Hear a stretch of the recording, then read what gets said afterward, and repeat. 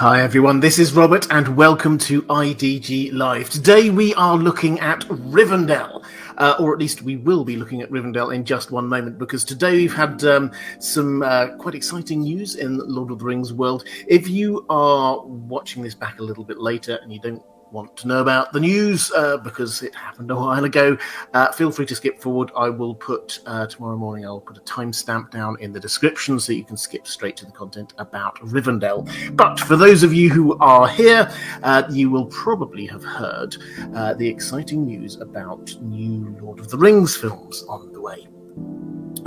This isn't completely new news. We were aware of this for some time.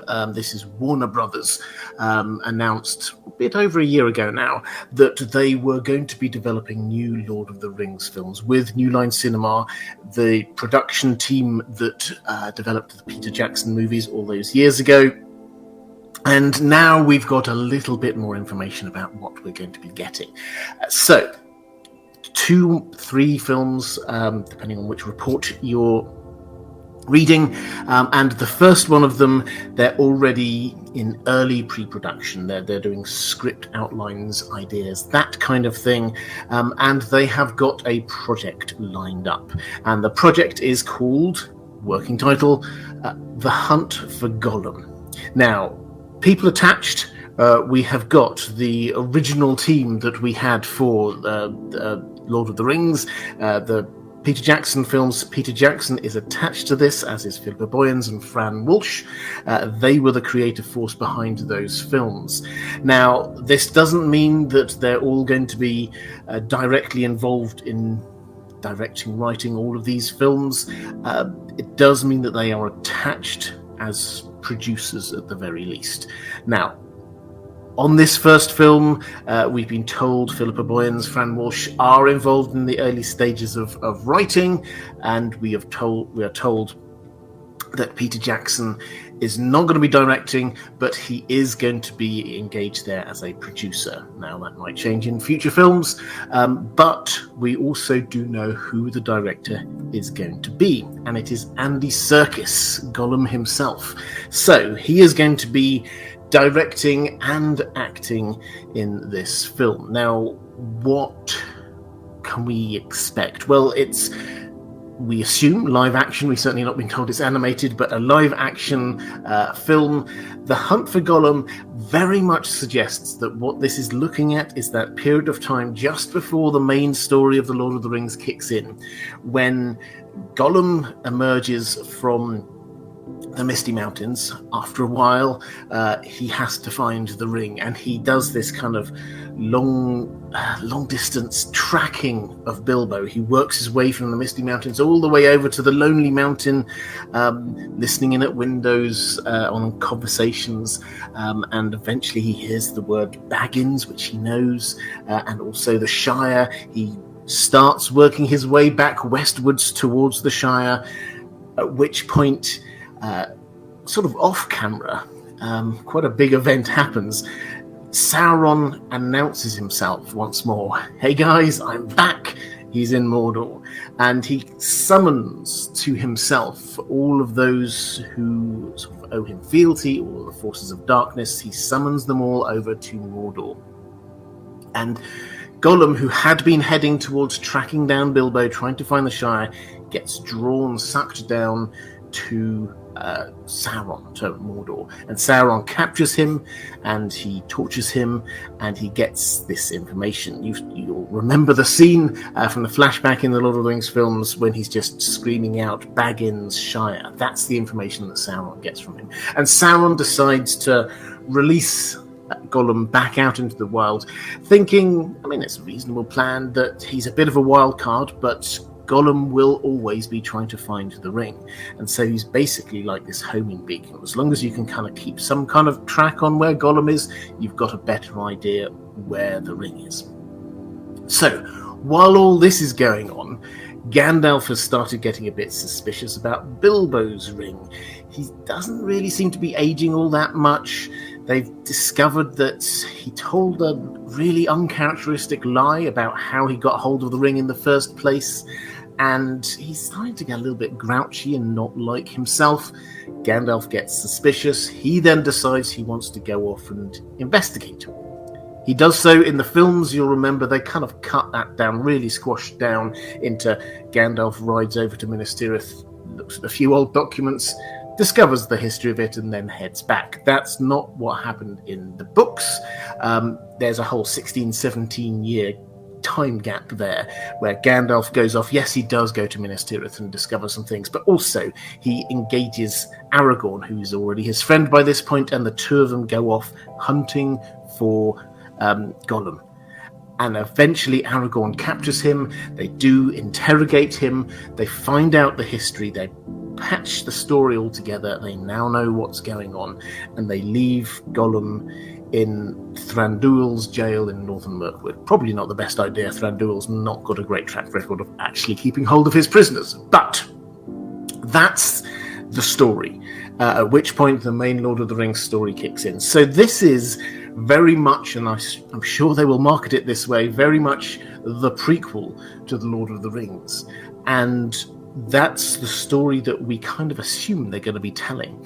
Now, we don't know huge amounts about the detail beyond this. I suspect that we're told 2026, which seems quite ambitious, but they normally like to do release films in December.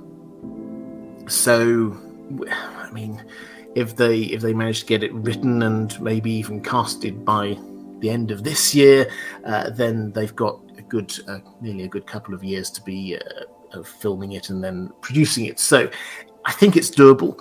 I'm quite excited about this. The original Lord of the Rings films, and particularly the Hobbit films that followed, they weren't perfect, but they looked spectacular, and they hold a very special place in my heart, and I'm sure many of our hearts as well. So I'm excited by this. Let's go to the chat. I'm sure that you've got many questions pick up. Carl Karsnock saying we're almost halfway through this year already. Yeah, I know, this year's gone quite quick. Then Clueless Fangle, hi there, saying the head of movies at Warner is a massive Tolkien fan, unlike the Amazon people. I don't know the head of movies at Warner, but that's good news. Carl Karsnock saying, I'm not worried about the production side so much as the story side. What tale are they going to tell? We know they hunt and find Gollum, so that's not the surprise per se. Yeah, one thing I'm hoping for on this is that this isn't a surprise movie. That, I think, was one of the great strengths that the original Lord of the Rings films had, was that they weren't trying to surprise the audience. They weren't trying to mystery box it. They weren't trying to do anything other than tell the story that Tolkien told. And they were very happy with the fact that a large number of people watching the films would know exactly what was going to happen. They were just putting the story that we love onto film. So what I hope is that they're not going to try and twist that around so it's like a, haha, you weren't expecting this. What I do find quite intriguing, though, is that the more you think through this, the more you realize quite how many characters that were in those original films are quite probably going to be appearing in this story. Obviously, we've got Gandalf and Gollum and Aragorn, but you could also quite easily, we could have Thranduil appearing at towards the end. Elrond could be appearing. I mean, this is without even twisting or pushing the tail at all. Those are the sort of the starting and ending points for this story, and you could have a whole load of other people who are around there as well. Legolas could conceivably appear. I think one of the questions that a lot of people have got in their minds is, okay, Andy Serkis, he won't be sort of in person. We all know how he appears. I'm sure he could do the voice of Gollum for a very long time. But what about the other actors? How many of them would you actually want returning? Because some of them are starting to get a little bit older now. And this should be a prequel to The Lord of the Rings, so we don't really want people looking older than they were in The Lord of the Rings. Would you trust kind of CGI de-aging? I'm intrigued by all of these questions. There are so many sort of jump out. Lanquin saying, I'll be cautiously optimistic. The quality control and the media adaptations of Tolkien's Legendarium have been suspect since Christopher's passing. I don't think Christopher Tolkien had that much of a veto, to be honest. Yes, he had a lot of say, but once the rights have been handed over, then, which Tolkien Senior did a long time ago, then the final say on things is no longer with the Tolkien estate in any way. Andrew Kane saying Serkis is an uber talented person. He absolutely is.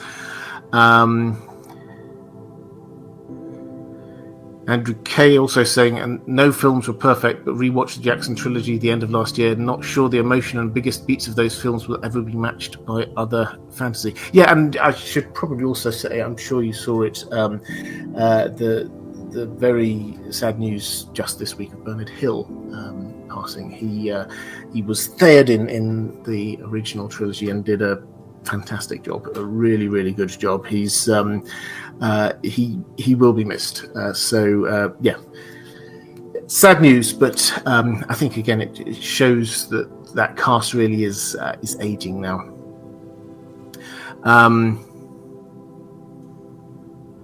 Carl Karsnark saying, funny how when the first film came out, CGI wasn't real acting, and now real acting is being done by CGI. Lanquin saying Christopher put out some lawsuits, if I recall correctly, and was very critical. Yeah, he was very critical of a lot of stuff, but in terms of what he was allowed to veto, the answer is not huge amounts. Kaziglu Bay saying excited for this. I think it has some serious potential. And Clueless Fangirl saying, I just want a Fall of Gondolin movie in my lifetime. I mean, that would be quite amazing. Lanquin saying they'll follow the example of the critically acclaimed Gollum video game, right? Well, this is quite interesting because there was a Gollum video game which came out set roughly with this same idea, but it was not critically acclaimed, quite the opposite, as I'm sure you are very aware. And there was also a fan-made movie, this is fascinating, which was very well received, and you can find it on YouTube. If you search The Hunt for Gollum, then you will find it on YouTube. They got permission. I was investigating that just this evening. They have got permission, so a lot of the time the Tolkien estate come down quite hard on these kind of fan things, but they got explicit permission to be making this on the basis that there was literally zero profit for anyone, and this was free for everybody to view, and would be honouring Tolkien's world. So if you have a look for it, it's about half an hour, 40 minutes long. It's well worth a view, actually. Very inspired by the Peter Jackson imagery, it has to be said, but really good, just trying to capture this moment. And I think for me that gives me a little bit of heart, in as much as there has been an adaptation, not a big budget adaptation. I think their budget was something like £15,000 or something ridiculously small. But there has been an adaptation of this which worked. Now, that was 30-40 minutes. I suspect this film will be 2 hours, maybe even more. But there is material in there that they can build on. So this isn't going completely from scratch. We do know the outline of what should be happening here, and we have got people who have got a strong track record of writing Tolkien-y lines, which sounds kind of faint praise, but actually what Philippa Boyens in particular did in the Lord of the Rings films, there's a huge amount of lines there that everyone assumes are Tolkien, speeches that are part Tolkien, but also extra bits added in, things stitched together from different parts, something that might have got missed out otherwise, that was just too good to leave out, like Sam's speech at the end of the Two Towers, when he's doing that great speech giving Frodo some hope, talking about the heroes in those stories. A lot of that was Tolkien. Some of that wasn't Tolkien. Some of that came from different place in the story, and it all got stitched together, and that actually took some real skill to do. So they've got a lot of credit in the bank as far as I'm concerned, these people. Let's have another quick flick through any more comments or questions, and then we'll move on to talk about Rivendell.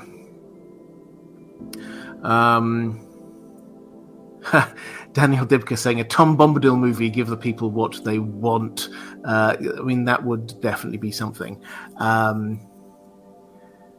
And Ben Swakia saying, I pray this turns out to be a well-written film, but I also pray they hurry. I simply can't imagine anyone but Sir Ian playing Gandalf, and I'd be devastated to have another Dumbledore situation. Yeah, I mean, Ian McKellen is starting to get old now. He's 85, I think. Whether he's still up for striding about the New Zealand countryside in the way that he was 20 years ago, I do not know. But I do know that I saw, I don't know, it was a few years ago, he was on Graham Norton's show, and this was at around the time that news had just broken that Amazon had paid huge amounts of money for the Lord of the Rings rights. Nobody knew what they were going to do with it, and Graham Norton understandably just sort of like threw the random question to Ian McKellen, you know, if they offered it to you to be Gandalf, would you take it? And you could just see he was there like, I am Gandalf. No one else is allowed to be Gandalf. And I think it would be a brave person to tell Ian McKellen that he can't play Gandalf. So how they do that, I do not know. Certainly when they had they filmed the Hobbit movies, Christopher Lee was very old at the time. So all of the scenes that you have of him there with Elrond and Galadriel, they were actually filmed in London. So he didn't have to fly over. They filmed it completely green screen. He was on his own, but he was obviously reacting to the actors elsewhere. And that, I think, works reasonably seamlessly. So it is possible to do, and technology has advanced quite a long way since then. So even if someone like Ian McKellen, and I think out of all of the actors, the one that could probably pull off, particularly given quite how much facial hair Gandalf has, could probably pull off doing the, hey, I'm still the same guy, not 20 years older look, I think it probably would be Ian McKellen being Gandalf.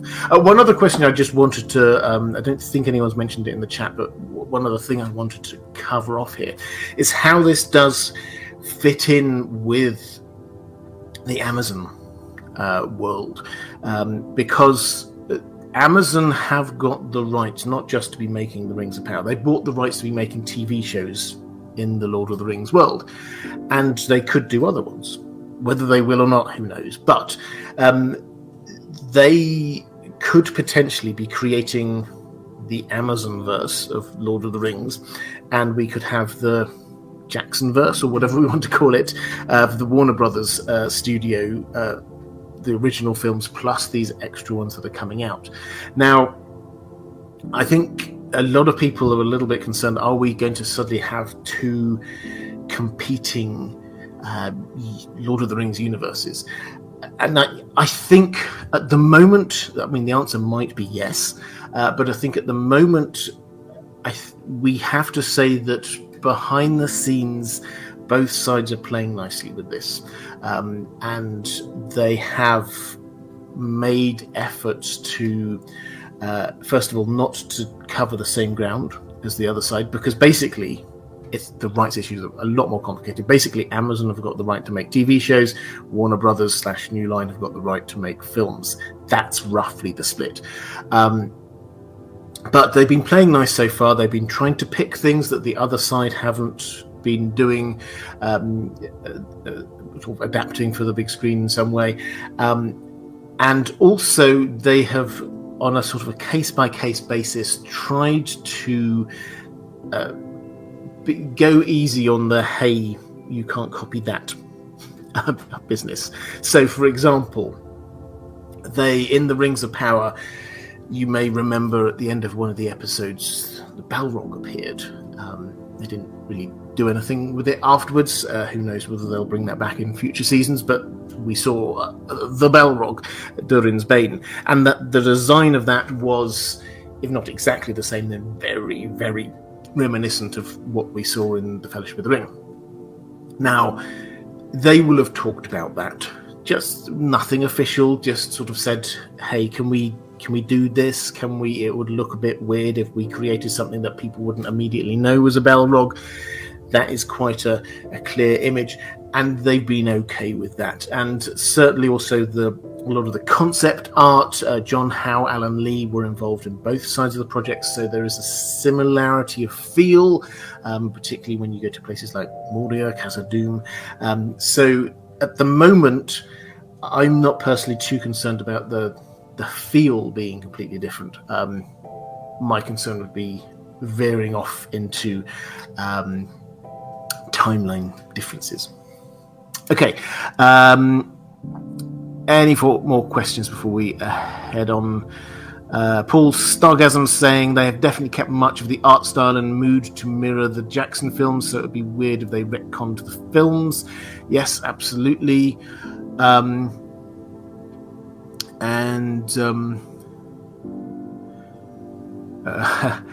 Clueless Fangirl saying, I'll travel to New Zealand to be cast as an elf in the background doing something boring. Yeah, I may join you. That sounds great fun. So, yeah, I think that's probably where we go. While we're on the subject, I would just be fascinated. I was thinking about this the other day. At some point this year, we're going to be getting Rings of Power Season 2. If you've got this far into the stream, could you just let me know down in the comments? I mean, this is a troll-free zone, down in the comments or in the live chat. How much do you think I should be covering for Rings of Power Season 2? I know some people loved it. I know some people didn't love it so much. Last time around, I did episode breakdowns. I did live streams, and I did a few theory videos along the way. Was that good for you? Did you like that? Would you like more this time? A bit less? I'd just be fascinated to get sort of a flavour of what people think about that. Okay, that's done in terms of the news. Let's get back to talking about Rivendell. So, this I should probably say up front. The reason why we're going for Rivendell, we did do a whole series looking at the members of the Fellowship, and after that I wanted to know what to do next, and so I asked my patrons. At $10 plus patrons, one of the perks there is to have an influence over what we cover. So patrons, thank you. You voted, and the thing that you decided that you wanted to be doing was looking at some of the interesting, intriguing places in Middle-earth. So we'll be covering places like Moria, we'll be covering places like Lothlorien, Minas Tirith, Mordor, but we're going to start here with Rivendell, which is central to both of the two stories that we have, The Hobbit and The Lord of the Rings, and is sort of behind the scenes central to so much of what happens in the second and third ages of Middle-earth. It's the place itself is a valley. In fact, what I will do, let's see whether I can get this technology to work. This, and I hope you can see that, this is a picture by Tolkien of Rivendell. Now, for those who've never come across Tolkien's drawings before, he was a great writer and he was a fantastic philologist. He was also an amateur artist. It's just a thing that he did for fun. And if you ever get the chance, I know there's an exhibition that sometimes does the rounds, if you ever get the chance to see his art, it's absolutely fascinating. This is, I think that he drew this for The Hobbit. This is Rivendell, and he's talked briefly actually about the inspiration for this. This was when he was 19. He went on a holiday to Switzerland. Now, if you've ever been to Switzerland, if you haven't, it's a beautiful country, really amazing. But if you've ever been to Switzerland, then you will understand this kind of feel he's got. He went on this sort of, as far as we can tell, kind of a walking expedition, and he came to this big slope with this kind of windy path going down it, and he kind of half slipped down it, half walked down it, came down into this beautiful lush valley, headed down along that for a while. And this, he said, this was the inspiration for Rivendell. Beautiful mountains off in the distance, sheer cliffs, but also lush vegetation, waterfalls. That's the kind of feel we've got going on here. And so for all the way up until partway through the Second Age, this was just a beautiful bit of country. And he and people probably mostly missed this valley. For that's what it is, Rivendell. It's just, I mean, and the words, if you actually just take the words, Tolkien loves using words to describe things. Riven is like a cut, a gouge in something, and Dell, a valley. So this is a cut, a valley, they're sort of just like cut into the land. And lots of people will have missed it. This is actually quite a secret place, a place that not many people will have stumbled across. And so there was nobody, as far as we're aware, who was living there. And it only really came to prominence when we get to the story we know that starts with the creation of the rings. So we get the creation of the rings, the forging of the rings of power. Celebrimbor, with Anatar, Sauron in disguise, forged the rings. Sauron heads off. He forges the one ring. He then demands the other rings of power back. He demands to have the rings of power back. The elves refuse, and he launches an attack. He basically comes in and invades Eregion. Now, this is quite a long war, lasts several years. He takes on Eregion, where Celebrimbor is. The dwarves come out from Mordor, from Khazad-dûm. They come out, they help for a while, but eventually they get pushed back and have to lock the gates of Khazad-dûm.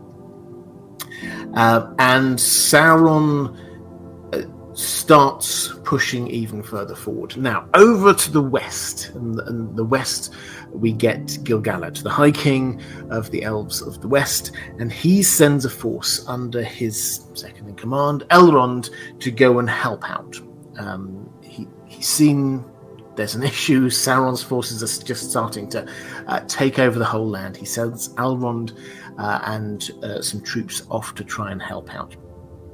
Elrond meets up with a force led by Celeborn.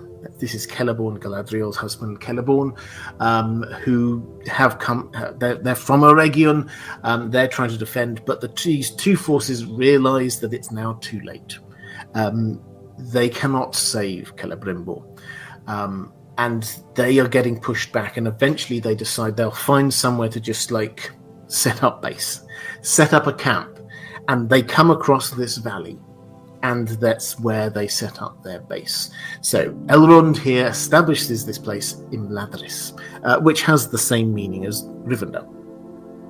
And this holds out. Sauron and his forces start washing forwards across this, that they discover it, they besiege it, but they manage to hold out. Elrond, Celeborn, the forces they've got there managed to hold out. And over the course, and this was like a 4-year siege, and over the course of time, dribs and drabs of other near-defeated foes, Noldorin elves, who had been part of Celebrimbor's elves, who managed to escape in 2s and 3s. They arrive here at Imladris, and they set up a fortress, basically.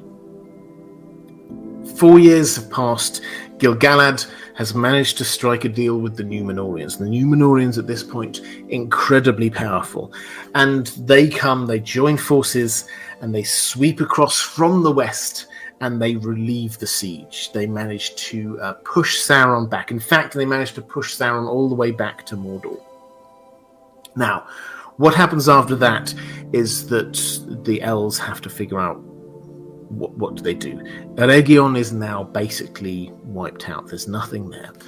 Gil-galad says, okay, Elrond, I will officially make you my vice-regent. You're my second in command officially over this area here. The area west of Middle-earth, but just west of the Misty Mountains. For this is where it is. What we're talking about here are not quite the foothills, but the lower mountains of the Misty Mountains on the western side. And so Gil-galad says, you make this your home base. You rule from here. You report up to me, but you rule from here. And he gave Elrond the Ring of Power Vilya, the Ring of Air, which was the most powerful of the three rings. And so Elrond establishes what we know now as Rivendell, and we don't hear huge amounts about it for the next while, but it is used as the base. When finally, after this big story happens elsewhere, the fall of Númenor, Sauron starting to come back to power again in Mordor, the last alliance of elves and men is forged. Gil-galad and the Númenóreans, the Dunedain, who've Isildur and I always have a mind blank. There's always one every single time. Isildur's dad, you know who I'm talking about. They stop off at Rivendell for 3 years, planning, building their forces before they push on to Mordor to take on Sauron for what they hope is the sort of a final battle that will defeat Sauron. And they very nearly, as we know, they do defeat him. This is the battle we see in the flashback at the beginning of the first Lord of the Rings film. This is where the ring gets cut from Sauron's finger, where Isildur gets the ring. He doesn't destroy it. But Sauron's power is vanquished for a very long time. Isildur has the ring. He has left much of his family up in Rivendell, and he heads back there. And we're told that he heads back there because he thought perhaps he could use the ring for good. And now he's kind of realized he can't, and he wants to give it to Elrond because he thinks Elrond will know what to do with this. And it is en route to Rivendell that he dies, where he gets attacked by those orcs. The ring falls from his finger, the ring falls into the Anduin, and is lost for all those years. Cut forward another millennium. Elrond is still there at Rivendell. Rivendell, by this point, has become known as the last homely house. That's if you're going from the west eastwards. It's the first homely house if you're heading the other direction. They do call it, depending which direction you go, that has a slightly different name. But the idea being that the land to the west broadly is kind of nice. You get the Grey Havens at the far side, you have Bree, you have the Shire. Yes, there's a few dangerous bits here and there, but broadly speaking, that's nice. The other side, it starts getting a bit dangerous. You have the Misty Mountains, where you have Mirkwood. You'll get Smaug appearing even further to the east. So it becomes this home at the heart of Middle-earth, and home and friends of the free peoples of Middle-earth. It has mostly elves there, but it also provides a home and shelter to others who are passing through. Not often dwarves, it has to be said, but Gandalf often passes through, and Elrond, for historical reasons, as well as probably for great foresight, he establishes a very strong link with the line of Isildur. Elendil, I knew I'd remember his name, with the line of Isildur and Elendil. And the big challenge in this part of the world at that time was, we have the northern kingdom of Arnor, where the heirs of Isildur rule, but we have this new kingdom, Angmar. And Angmar is where the Witch King takes control. This is the leader of the Nazgul. And his idea, this is in Sauron's absence basically, his idea is that he wants to destroy the Northern Kingdom. Because these, let's not forget, these are the heirs of those people who destroyed or defeated Sauron the first time around. So, how the Witch King does this? A variety of ways. There's occasional wars, there's a plague, which he may or may not have been behind, there's sowing swords of political disagreement between different parts of the Kingdom of Arnor, which led to it splitting into three. He does this kind of divide and conquer approach. At one point he realizes quite how important Rivendell is to this, which it's not part of the Kingdom of Arnor, but it is very supportive, and he besieges it for a long time, until eventually that gets relieved. This time Elrond brings in some friends from Lothlorien, and they relieve that there.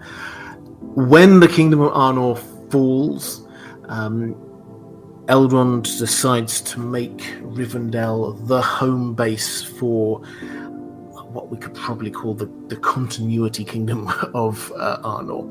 The Dunedain, those who remain, and in particular the heirs of Isildur passing down. The crown jewels and the marks of kingship and rulership are kept in Rivendell. So the scepter of Annúminas is there, the shards of Narsil are there, the ring of Barahir is there. They keep these symbols of the kingship ready for when they're going to be next used. And starting with the very first chieftain of the Dunedain, which is what the King's Line they start to call themselves, they get fostered at Rivendell. And that means that the child, the heir, gets raised not out in the wilderness where the Dunedain are spending most of the time, but actually in the safety of Rivendell, where they can be taught by the wise, they can learn about the world, and then slowly move up to the point where they can take on their role of leading their people out in the wild. Aragorn he's the last of this line, obviously, before the king he becomes king, and they were so concerned to be protecting him, Elrond didn't even tell Aragorn his own true identity until I think he was 21. And before then, he'd even had a different name. They gave him a completely different name. But then, once he was 21, he then could take on the mantle of kingship or leadership of the Dunedain. Which kind of brings us up to the modern stories that we know. And Elrond is there, Rivendell is there as this kind of central hub for the story of The Hobbit as well as The Lord of the Rings. In The Hobbit, it's quite easy to kind of overlook it. It just feels like another one of those places that they stop off at. But you have to think, could they have even finished their mission if Elrond hadn't been there and interpreted those moon runes for them? No. Actually, it was his wisdom that allowed them to succeed at the very end. So and that's the feel that Elrond has got all the way through this, and Rivendell has got. It stays where it is. It provides shelter. It provides continuity and wise advice and help from afar. When you get to the Lord of the Rings, Elrond did not come out and join any army to be fighting, but he did reforge Narsil into Andúril. He did provide advice from afar sent his sons who provided advice to Aragorn, go through the paths of the dead. He did provide advice from afar and assent from afar, the plan at the very end, you should be marching on Mordor. So he was guiding things from afar all the way through, and ultimately it was him who created the Fellowship. And he also, often overlooked, but created the rules of the Fellowship. It wasn't that you group of 9 people have to go off and do this. He only charged Frodo with you go to Mordor and destroy the ring. Everyone else, the charge was, as long as you wish to, you go with Frodo and protect him. This was not a group of 9, a band of 9 people who were all given a mission to go off and do a thing. This was one person who was given 8 protectors. They were the Fellowship, but this was Elrond who'd established the means by which that would be operating. Okay, so that's the broad outline. Let's go and have a look. I think I saw some questions flicking through. And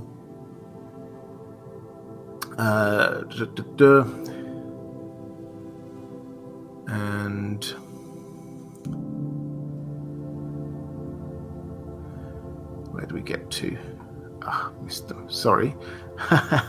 My controls on this are a little bit too sensitive. I'm just actually quickly flicking through the Rings of Power. I asked people for thoughts about Rings of Power and how I should cover it. And Chris Williams saying as much IDG content as possible. Thank you very much. Connor Brazo saying I'd be up for more of the same. Shouldn't be at the same time House of the Dragon. Here's hoping. They haven't told us when this is coming out yet, but I think the assumption has to be it's going to be afterwards now, which would be good because it nearly killed me first time around covering both at the same time. Terra Incognita saying I don't know if I'm going to watch season 2. Larissa Bea Momo saying I liked it and liked that you covered it without any prejudice. Alyssa saying more pleased with the Rings of Power reviews. Lanquin saying I liked the videos, but if it tanks the metrics, feel free to scale it back. Raven's Oath saying I'm not interested. Okay, there's a sort of kind of a mix there. Ryan Du Moulinaire saying if we didn't like the show, appreciate the perspective. Okay, well thank you. I think I've got a good feel there. Let's go to questions about Rivendell. Martin S saying, good evening, Robert. I voted places in Middle-earth, but would have been fine with the villain option too. I would have voted for individual Valar. Yeah, so Martin, thank you. One of my patrons who had the chance to vote on what we're going to be covering. One of the other options, I think it was the one that came second, was the bad guys in Middle-earth. So people like the Witch King, Sauron, the Balrog, just deep dives into those characters.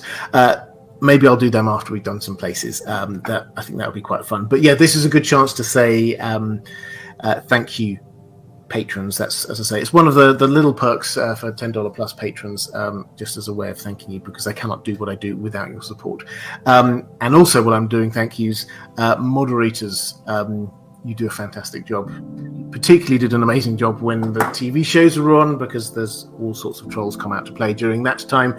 But if you're here in the chat, appreciating the supportive and chatty and happy environment, that's down to the moderators. So if you could show them a little bit of love in the chat, I would hugely appreciate that. Mara Lee, hi there, Mara. Very generous, thank you. Saying, just a show of love and support for all the fabulous content and merch. Hugs to Dan the dog. Happy Nurses Week to all my fellow nurses and for the mods. Yeah, happy Nurses Week. I didn't know it was, but thank you very much, nurses, and I hope you have a good week. Who is Callie? Saying, show of support. Love your Tolkien content. Thank you. I appreciate that.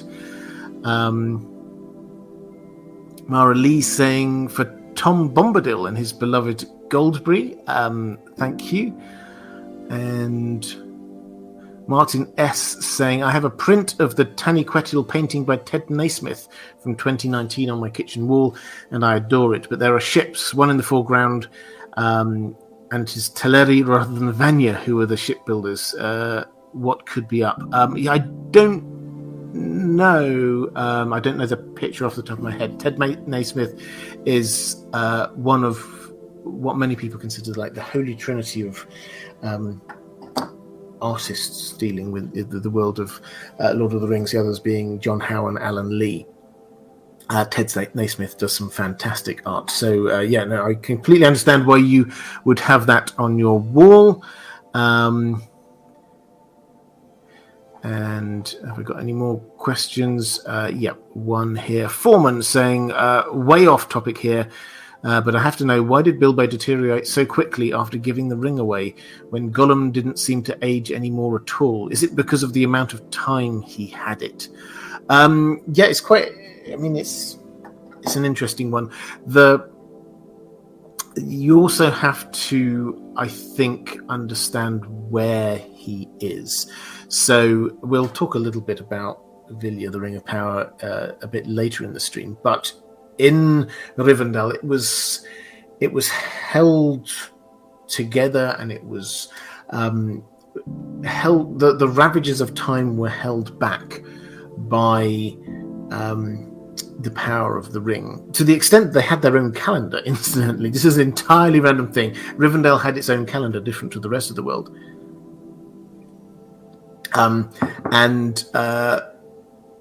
When Bilbo gets to Rivendell, this is this kind of oasis of the world as it should be, free from the constraints of all these other burdens that you have. And so it's almost as if he could just and kind of let it go. It could never completely leave him, the power of the ring on him, but he could relax. But there's definitely also a correlation between Bilbo, who had it for a bit over half a century, and Gollum, who had it for 10 times that amount of time. Yes, there is a huge difference between the two of them. Maybe if Bilbo had it for another 400 and something years, then it would have been a different story. Okay, let's go to... I'd love that picture. We might bring that picture back in a moment. I'll put me back up for the time being.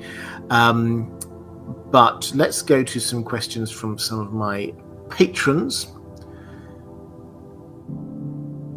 And let's... just to say, George R. Tolkien asking about the Gollum movie, which I covered. Ranabem Mitra also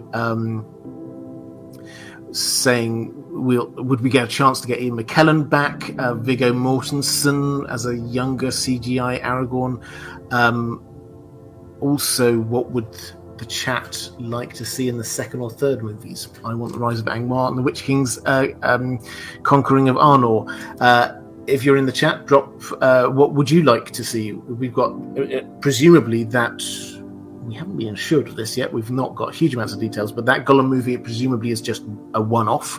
But there is a lot of other... They've got the rights to the Lord of the Rings as well as the appendices, and so things that are in the appendices they are able to be making films from. And Matt, Nerd of the Rings, quick shout out for Matt, do go and check out his channel. He happened to be in New Zealand, as you do, a while ago, and took the opportunity to interview Philippa Boyens while he was there. And he's got the interview up on his channel. Do check that out. She spent a while talking very passionately about all the different things that were in the appendices that could be turned into stories, which I think, looking back, probably suggests that even then she was working hard on trying to figure out what is it that you could make as a story. So let me know what you think in the chat.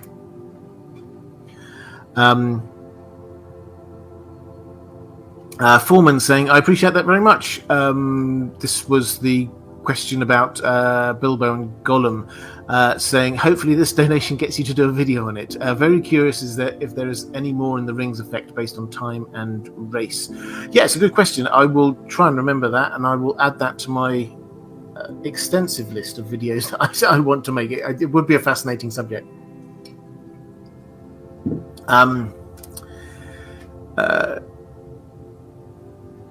Dryer Faxon saying Beren and Luthien would make a good movie. Yes, unfortunately they haven't got the rights to that at the moment. I mean, the headlines, but not the whole story. Andrew Kay saying much more confident of projects in Warner's hands.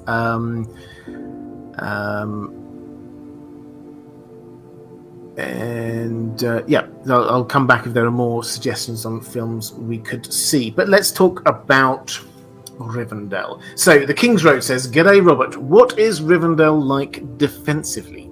Is it or has it been hidden or secret? Is the water magic a constant presence, or does it need to be actively conjured? And how would it fare as a castle in A Song of Ice and Fire, say? I know you enjoy hearing what we do while listening to this live stream, so I thought I'd tell you.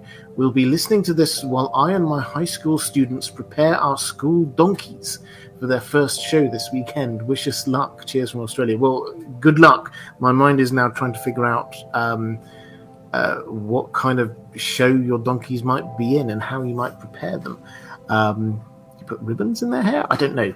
My knowledge of donkey shows is limited, it has to be said. But digression, apologies. Andrew Biederman is also talking about this. The movie version of Rivendell is beautiful, but seemingly not suited for war. Imladris was established as a redoubt and withstood a siege.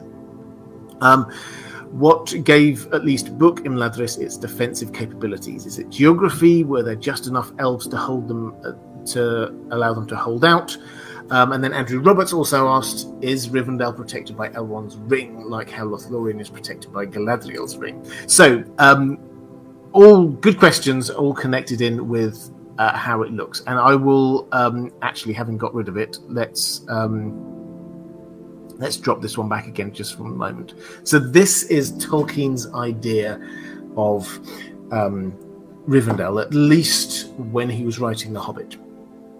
Now, I think there's two things that you can immediately say about this. First of all, geographically, yeah, this is quite, I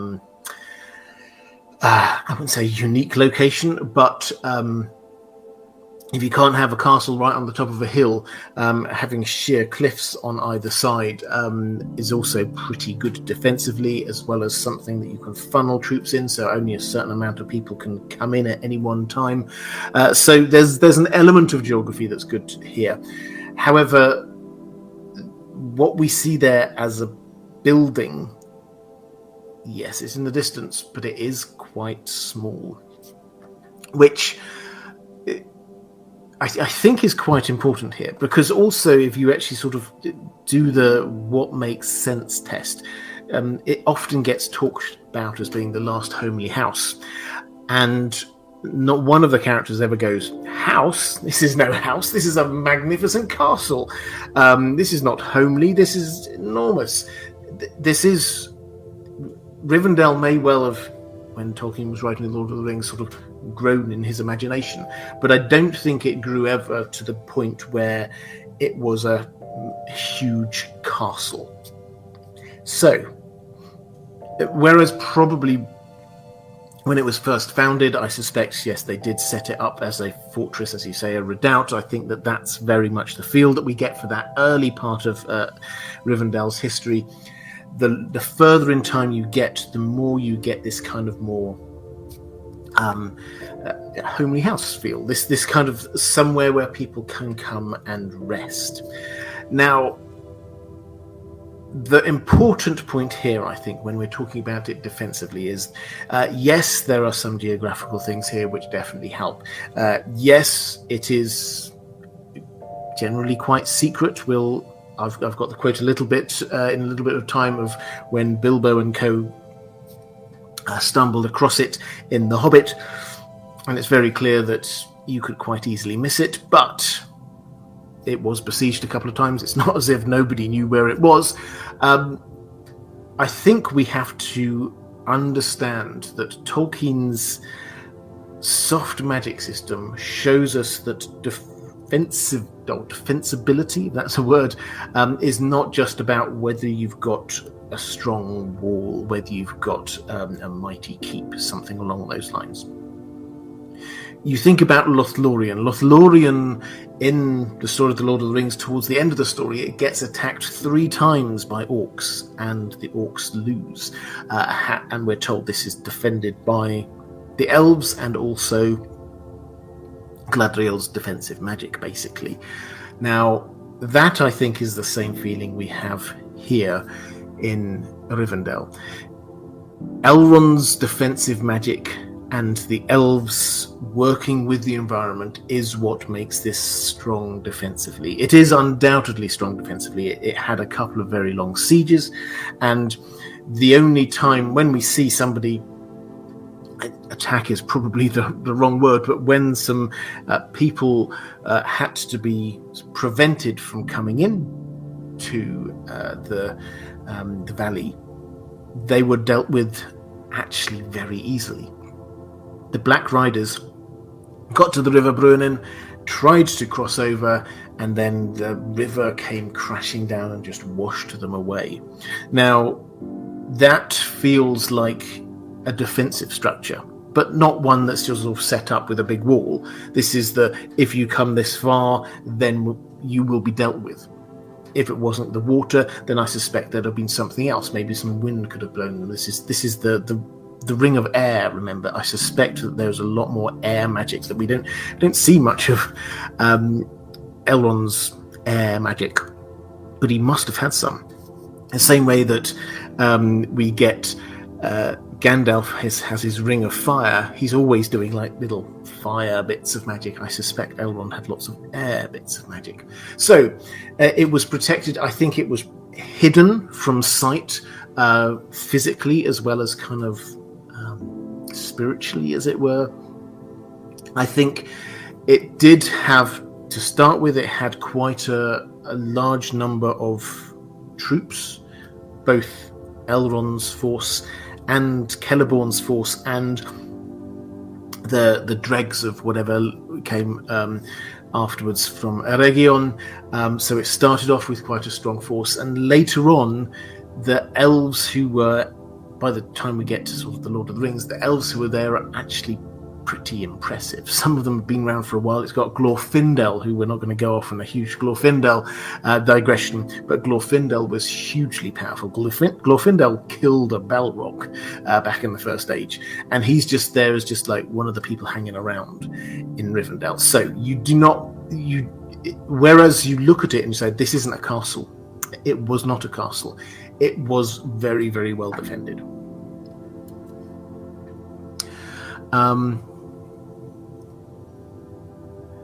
Carl Karsnark saying the mountains are the walls, not unlike Sparta, which was also an unwalled city that used the mountains as a barrier. Yes, absolutely. And Commander Ray saying when the river itself can be used as a weapon to wash away the Nazgul, I don't think you need walls. Yeah, I would agree. Martin S. saying Ted Naismith has painted Rivendell too, and that image appeared in the Middle-earth collectible card game from the 1990s. But its art prints were sold out when I purchased Taniquetil a few years ago. Yeah, he's he does a lot of painting, but yes, always excellent. Okay, let's. I'm sure we'll bring that picture back up again in a moment because I do like it quite a lot. But let's go to Another question. Andrew Roberts, why is Elrond referred to as Lord instead of King, when he had every right to be a king, especially as a descendant of King Thingol? Well, this is an interesting question, because, yes, he probably did. So there was a king of the Noldor elves, the elves in the west. The job title changed slightly over the years. Gil-galad was the last person to hold that title. After the last alliance, when Gil-galad died, a lot of elves also died in that battle.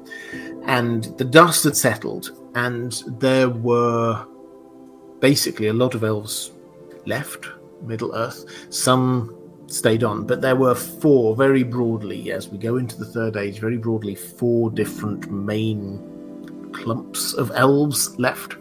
We have Círdan and at the Grey Havens. We're not told huge amounts about how big that is, but certainly it doesn't appear to be sort of city-sized. It's a settlement, so quite a small group of elves over there. You get Galadriel, who is ruling with Celeborn, ruling Lothlorien. You get Thranduil, who's ruling Mirkwood, and then you get this group, which seems a relatively mixed group, but primarily Noldor elves in Rivendell.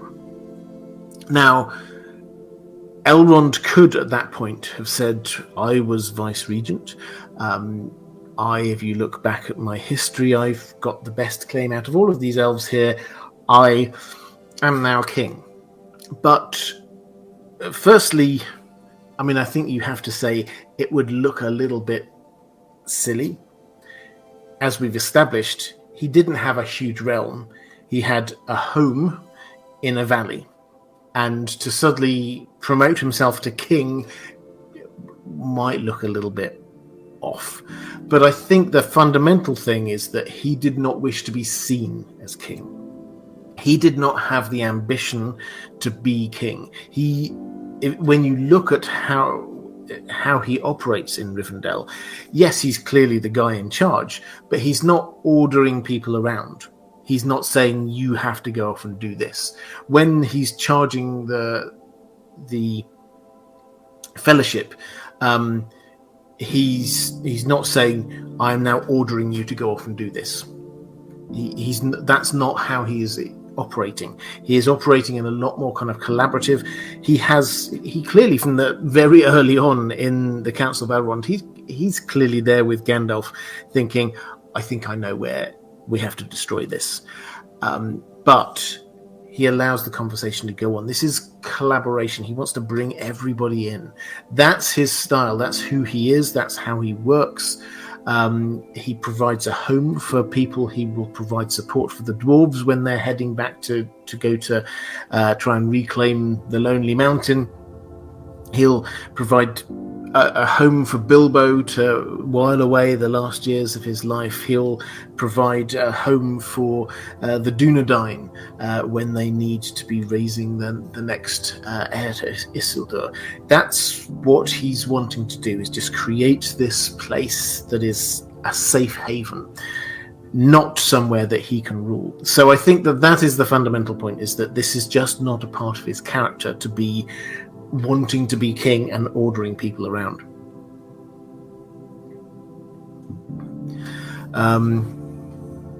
Let's go to Martin S, who I see you're in the chat as well. Martin saying Glorfindel is no doubt a prominent elf in Rivendell. He is indeed. When did he get there? And is he the second highest ranking person there, with Elrond being the highest? Or are there no rankings of authority aside from Elrond being the lord of the place? So, and then you also say, sorry about the slightly off-topic comment, but Glorfindel is made too weak compared to Aragorn and others in the Magic the Gathering set for the Lord of the Rings. If Aragorn's strongest version is 5-5 in combat, then 3-2 for Glorfindel is way too weak. I think 6-6 or 7-6 might have been appropriate. I think I would agree. I don't know how many people watching this play Magic the Gathering, but yeah, 5 attack, 5 defense for Aragorn, then you'd expect Glorfindel should be more powerful than that. You asked about how many generations of Isildur's line resided in Rivendell for a significant time. This was the practice. Every generation from the fall of Arnor all the way down to Aragorn, they stayed there. As for Glorfindel's place in Rivendell, now Glorfindel arrived there in the Second Age, we're told, and he doesn't seemingly do much. He gets sent back to Middle Earth to help out. He doesn't. We don't know. I say he doesn't do much. He probably does a lot of things, but we don't read about specific things he does until we get into the Third Age, when he started to oppose the Witch King. Now, is he? What rank does he have? We don't have a very detailed breakdown of exactly how structure and things worked in Rivendell, but it certainly doesn't appear that there's a very stratified structure. Elrond, yes, it's his place. He's in charge. He's the Lord. But beneath that, he seems to just have a gathering of other wise people who sometimes head out and do stuff and sometimes come back. Glorfindel was part of, when you actually get the Council of Elrond, it's not just the members of the Fellowship who are there. There are quite a few. When you read it in the book, there's quite a few of the elves. Glorfindel is there. There are a few of the other elves that Elrond wanted there for their wisdom, and it would appear, are like the second tier, as it were, but you never get this impression that this is about hierarchy. You never get the impression that Elrond has established a rule where he's in charge, and if he's not there, then Glorfindel can take over. That's simply not the way that he structures it. Mark Sheeser, how can the probably tens of thousands of troops, maybe even 100,000 of the last alliance, have stayed there for 3 years? So this is Caius Ballerina picking up a question there. Thank you. I love it when people pick up questions for other people. Yeah, it's a good question. I think the answer is probably in the valley. I mean, they wouldn't have stayed in the home. They would have stayed in the valley of Rivendell. So, if you're wanting a mental image, then imagine the valley turning into this kind of tented city for a short period of time, or tented town. That's how I've always imagined it. We're not told the details. We're just, as is often the way of these things that happen in the Second Age, Tolkien just sort of tells us that we get Gil-galad came with his army and then paused at Rivendell for 3 years, and then they moved on. And we're not told the details about how this worked, how they were all fed. That kind of thing wasn't of huge interest to Tolkien. Every writer's got a thing that they're fascinated about and they love and adore. Tolkien loved languages. He loved the mythologies, things like that. That's the kind of things that he would spend ages covering. The poetry, the songs, not the logistics of how an army stayed in one place for 3 days, which can get frustrating. But I think we have to fill in the gaps. Other Minds and Hands was the way that Tolkien, letter 131, if you ever want to go and check it out, the letter if you want to get an insight into Tolkien's mind on a lot of different things. He talks about leaving, this was his original plan anyway, having the back vista of all of the Silmarillion, the world, and then you get these smaller stories like The Lord of the Rings or The Hobbit, which gain a lot of their depth from all of this vast background, but then leaving gaps for other minds and hands to fill in. That was his idea, and I think that we should probably treat this kind of thing in that kind of vein, in that kind of sense. He didn't want to put all of the details there. That wasn't his speciality. That wasn't his passion.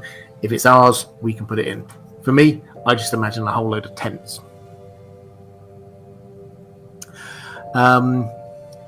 Smurfy's saying, "Huzzah, new stream. Hope everyone's doing great and having a wonderful afternoon." I am. It's evening here, and I'm pretty sure it's probably early morning for some other people as well. Martin S. saying, clarification, I don't play Magic the Gathering either. I just checked out the Lord of the Rings set over the internet because I wanted to see how they did Lord of the Rings. Yeah, so I have got some of them, just by the by. I very kindly, occasionally get these little nice things from doing what I do. The Wizards of the Coast people did send me some of those. I probably should have done some kind of promotional stuff. Let's say that this is the promotional stuff. It's good. It looks really good. Genuinely, I have played Magic the Gathering in the past. I haven't done so for quite some time, but the cards themselves look lovely. So I didn't get a chance to actually sort of play through with them. So I don't know if you're a Magic the Gathering fan and wondering about a review from me. I can't give you an honest review other than to say they do look very nice. Connor Brazo saying the art is beautiful on them. Yes. Raven says saying pour that vodka. Yeah, I've got quite a lot of it. Lanquin saying this stream technically counts as promotion. You did it. Yeah, I didn't sign anything with them. I should probably just clarify. They just said, "Can I send you some stuff?" And I said, "Okay." That, as I say, that doesn't happen very often, but it's very nice when it does. So I'm very happy to receive that one. And yeah, there's a little bit of promotion, and they probably wanted me to do a hashtag. Imagine the right hashtag here. Anyway, complete digression. The world of a YouTuber. King of Imps saying, "Hello, Robert. What exactly is the makeup of the elvish people of Rivendell? Elrond, even excluding his mannish half, is famously mixed, combining all the kindreds of elves. But what about the other elves of Rivendell? Are they mostly Noldor or Sindar, or is it a bit of both? Or by the time of the Lord of the Rings, are they like Arwen and just a big stew pot of elvish kindreds? Also, what happened to Elladan and Elrahir? Do they go off to the west and choose a mortal life like their sister?" Okay, a bunch of questions. We'll tackle them one at a time. In terms of the elven ethnic mix of Rivendell, yes, you're right, absolutely right. With Elrond, Elrond is, I think, quite deliberately on Tolkien's part, he is a representation, as well as all the things that he does. His background is a representation of the free peoples of Middle-earth. In that, he, you can just go back a few generations, because obviously he's quite long-lived, but he comes from all three of the main elven tribes, as it were. He comes from the human side of his background, can trace back to all three of the tribes of the Edain, the good humans, and he's also got a Maya in the mix as well. So he is very much a representative of elves and human and Maya as well. As for the rest of the elves who are there, he originally established this, and you have to remember, obviously, elves, the elves who were there to establish it, quite a lot of them, unless they left, they'll still be there. So the ones that he originally came with would have come from Gil-galad, and he mixed. They mixed with Celeborns, who were from Eregion. Now, so that is a Noldor base. However, after that, this then became this kind of hub for a whole load of other elves. So Sindar, you mentioned Sindar elves, and if you're interested in what the different types of elves are, I did do a video a while ago setting out all the different kinds of. It does get very confusing. So some of the elves that came from Gil-galad probably were also Sindar elves. Now those, that we're not going to delve too deeply in this, but those are probably mostly elves who, right at the very beginning, they did answer the call from the Valar to go over to the Undying Lands, but then sort of stopped part way, or they got nearly all the way and then stopped because their king, Elwë, who then became Thingol, he got, depending on how you interpret the story, he either fell in love with Melian the Maya or was entrapped by her singing magical songs. And his people, a lot of them waited for him. And they then formed Doriath, the kingdom of Doriath, which we have in the First Age. Now, a lot of those who survived, a lot of those died, a lot of those who survived then came across with and formed the Kingdom of Lindon under Gil-galad. So the group that Elrond had will have included some Noldor and some Sindar. Once they, as well as the Noldor, the Region elves, so Celebrimbor very much in Noldor, and a lot of those with him will have been Noldor. Others will have gravitated in there over time. So it was a mix. Tolkien doesn't give us a specific breakdown, but there are various other types, but it was founded on particularly Noldor and also Sindar. In terms of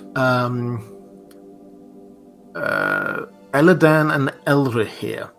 So Elladan and Elrohir are the twin sons of Elrond. And they don't really appear in the Lord of the Rings films, so they don't get huge amounts of attention in the fandom, but they are important.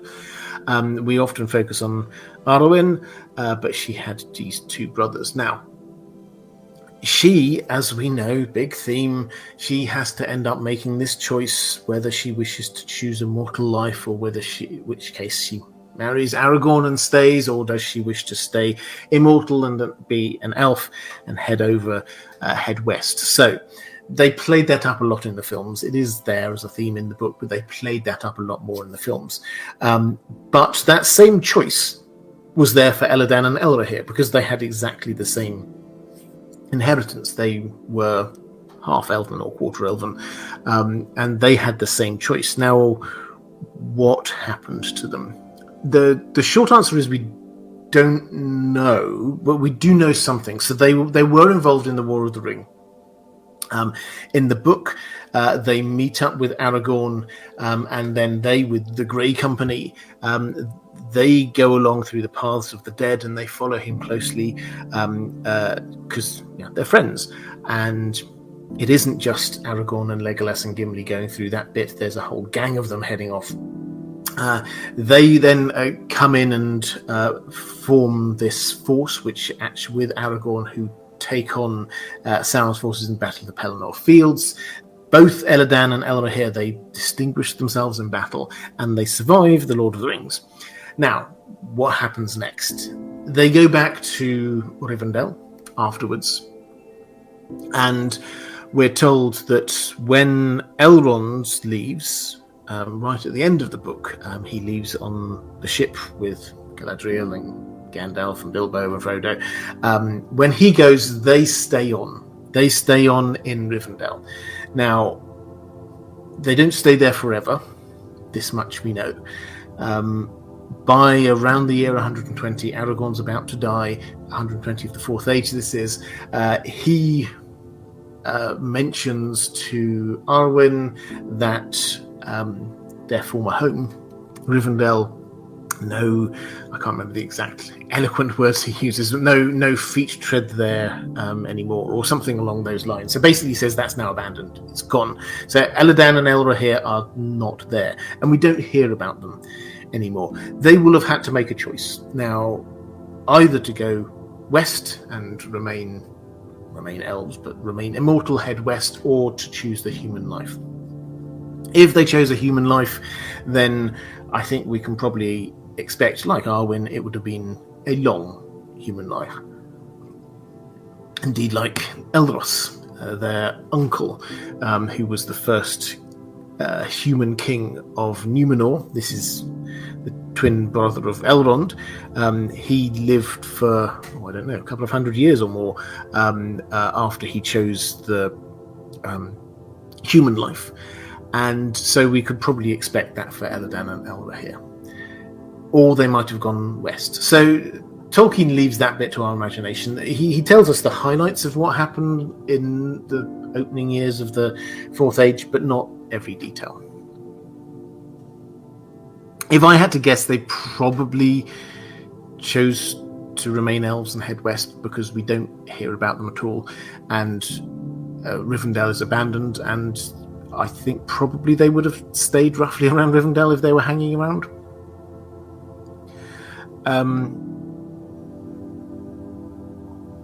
Let's go to Mara Lee. What happened to Arwen's mother, and do you believe that Elrond was able to reunite with his wife in the end? Arwen's mother, Elrond's wife, Celebrian. Celebrian is the daughter of Galadriel and Celeborn. And she and Elrond marry, and they have the 3 children. And they seem to live a very happy life there in Rivendell until the year 2500 and something. She decides she's going to go off and see her parents in Lothlorien, Galadriel and Celeborn. She decides she's going to go there. She goes over the Misty Mountains, through the Redhorn Pass, and gets attacked by some orcs. They capture her. They torture her, they injure her, they keep her captive for a long time, and eventually Elladan and Elrohir, her sons, do come and rescue her and bring her back.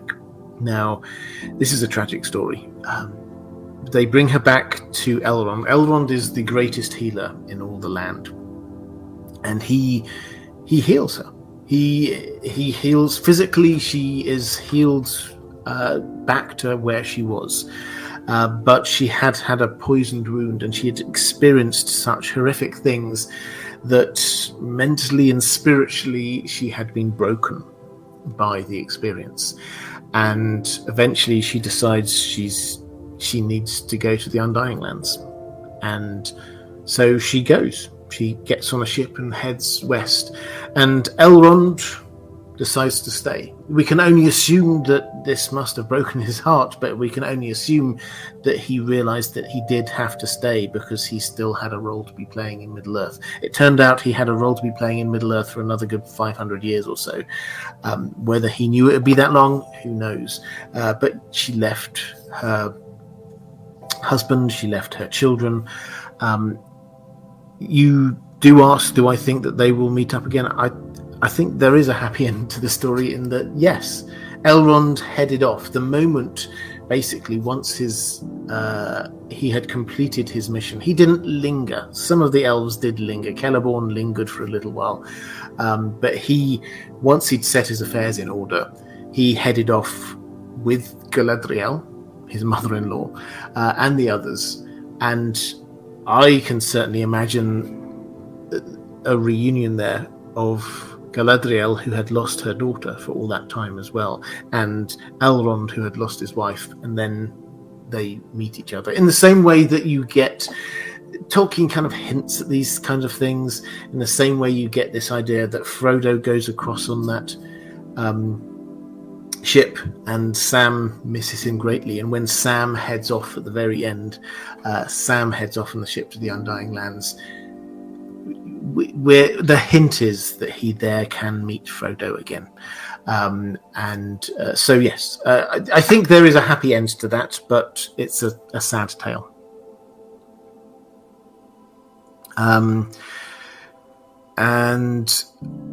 Mike Hanna saying, "Hey Robert, thanks for more Lord of the Rings content. You're very welcome. I'm going to try and do these about once a month. Things will get complicated. I'll get onto my future schedule in a bit, but at the end of the stream, don't worry.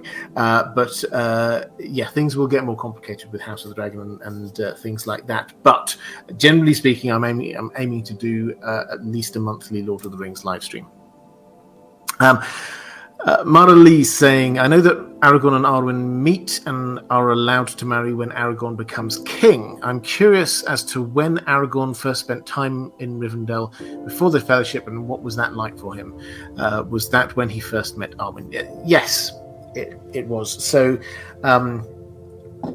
he was brought up in Rivendell, and he was, as I say, I think it was on his 21st birthday, Elrond kind of pulled him to one side. You can imagine the conversation. So, I've got a few things to tell you.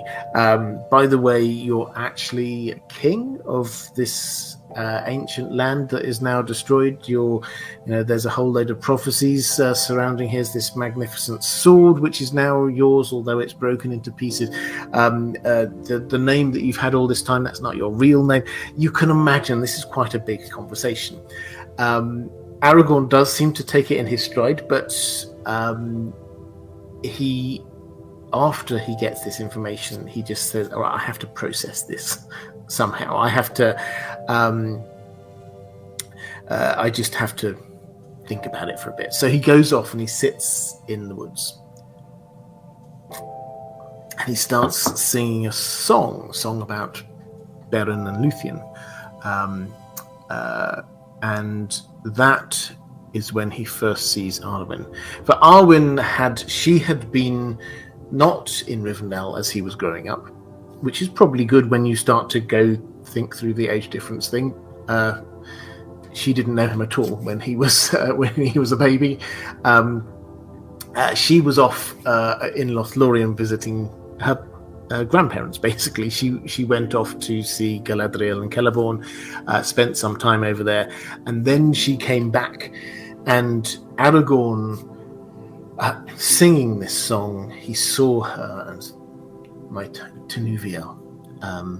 He fell instantly in love with her. So that is when they first met. She met him when he was Aragorn, not when he was young, when he was growing up, when he didn't know who he was. She met him when his new life started. So it's quite a sort of a symbolic moment that's going on there. We often sort of focus in on the echoes of Beren and Luthien story, etc., etc. But also there's this kind of moment where Tolkien's sort of saying, now he's Aragorn, and when we've got Aragorn, we've also got Arwen. Martin S. saying, where did the wedding of Elrond and Celebrian take place? Rivendell or Lothlorien? That's a really good question. I don't know if we're told. I mean, if there's anyone in the chat who does know, my instinct is that we're not told where the actual wedding takes place, but I think in Rivendell. But I don't think we know.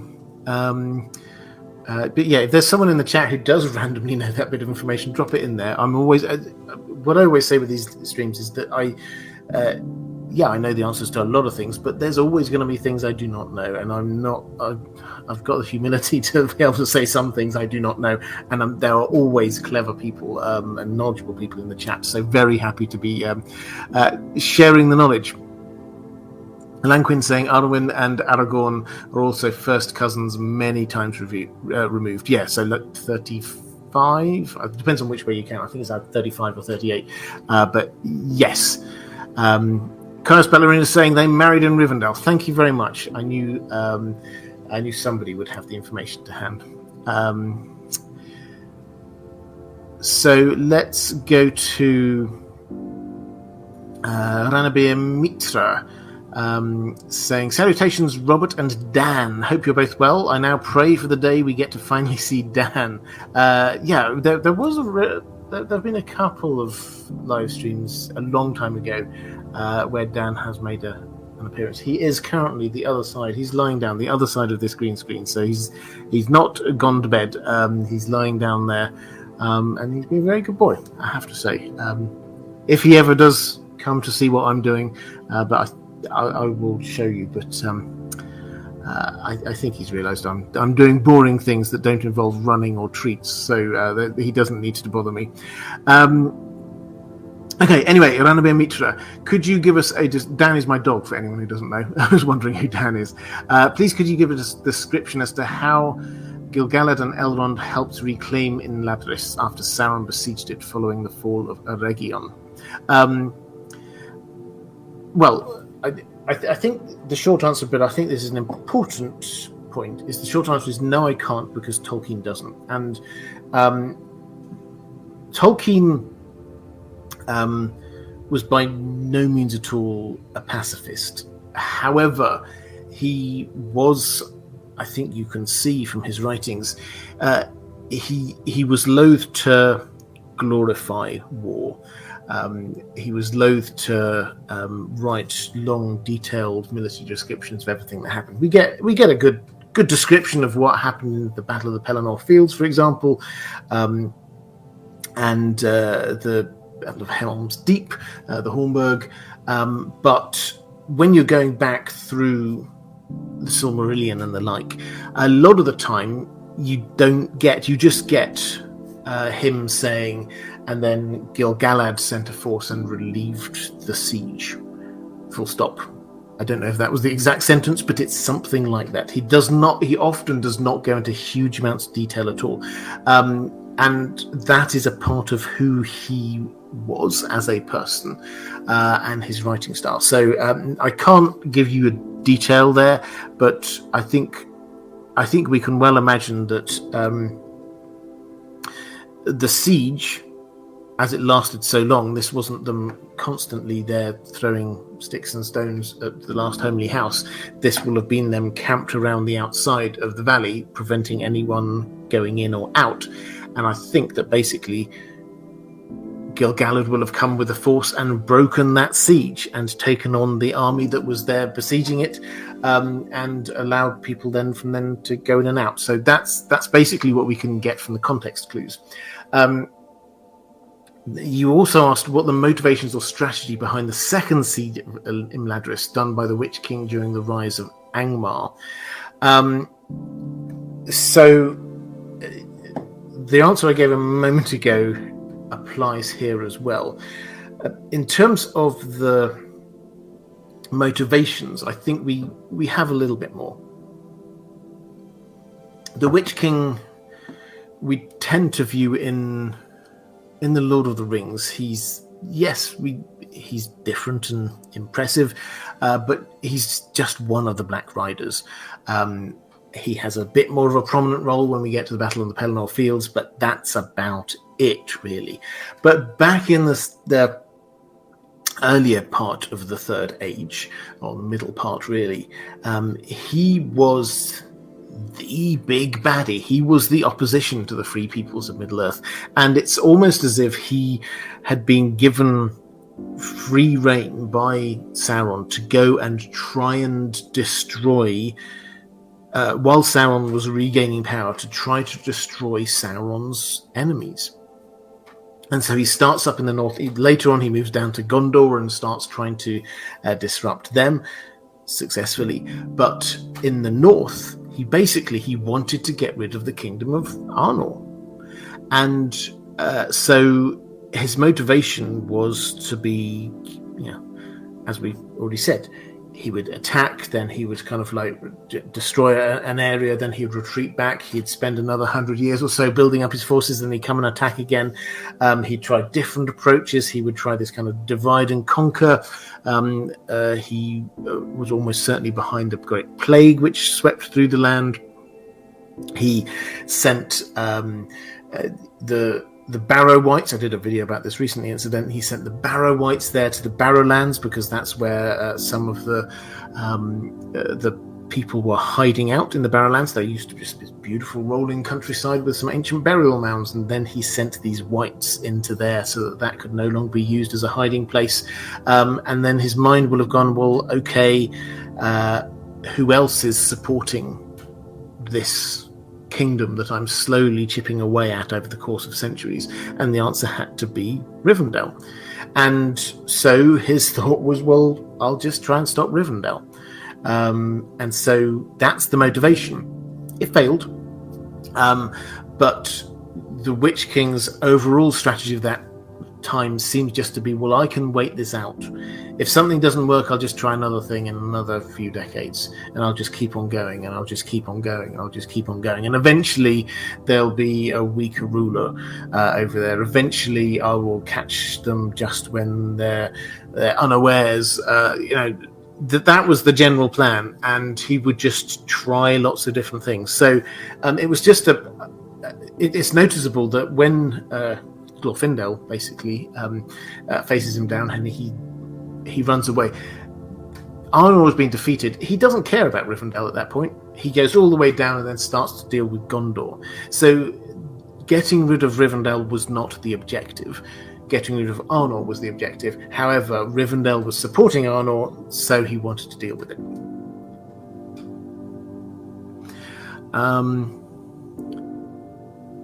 Let's go to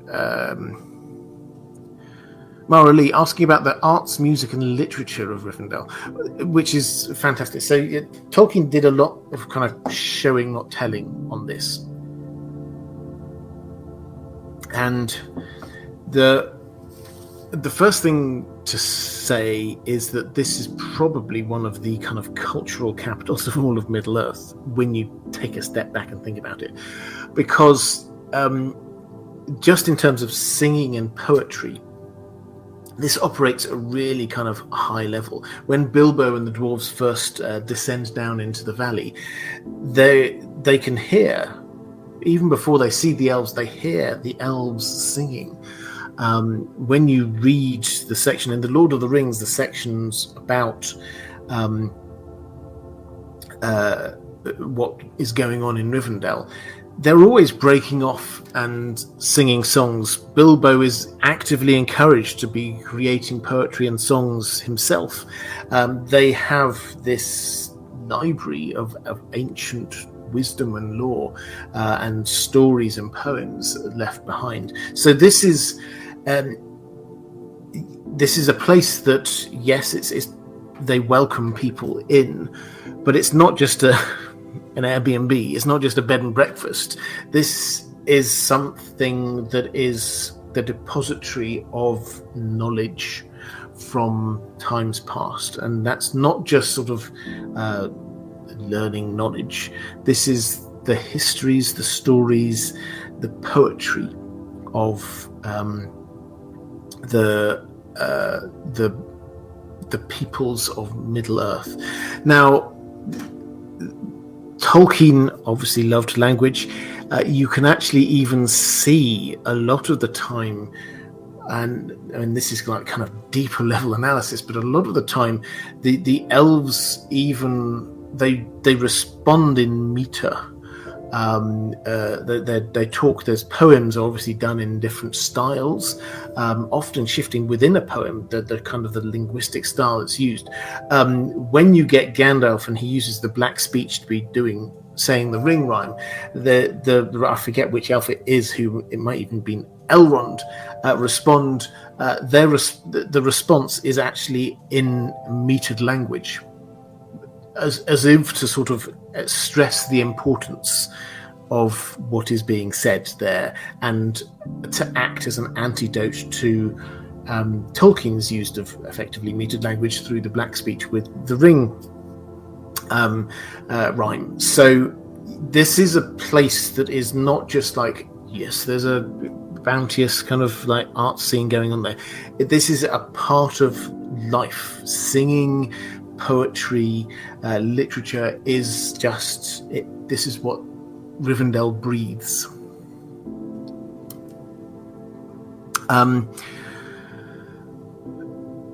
The nerd far away saying, listen to Robert talk about Rivendell makes me long to be an elf friend. And I think that, that makes me really happy, because this is if I could sort of convey one thing about Rivendell, is that we've got all this knowledge about it, but Tolkien wanted it to feel like a place of home, a place of respite. It's a place that feels like you could stay there, because it is both rarefied in terms of incredibly clever people doing incredibly special things, and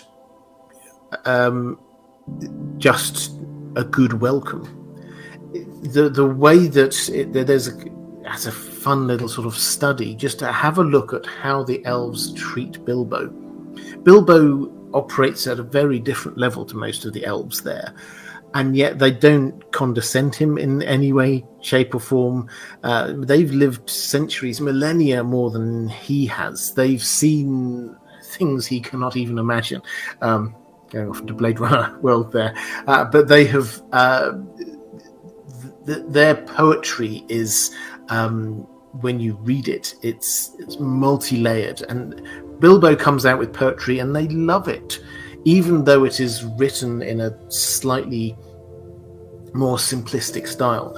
And that is the kind of the feel that we should get here. Bilbo is just happy. Actually, I mean, Bilbo's life it's quite interesting when you read about what it is, and you say, and he gets older and he spends more time just in his rooms or in his bed, and then there's just this little note, except he only really left for meals, and he somehow always managed to get there on time. So even there, Bilbo is still Bilbo. Even when he's an old man and he can barely sort of move around, he makes sure that he gets there for his second breakfast.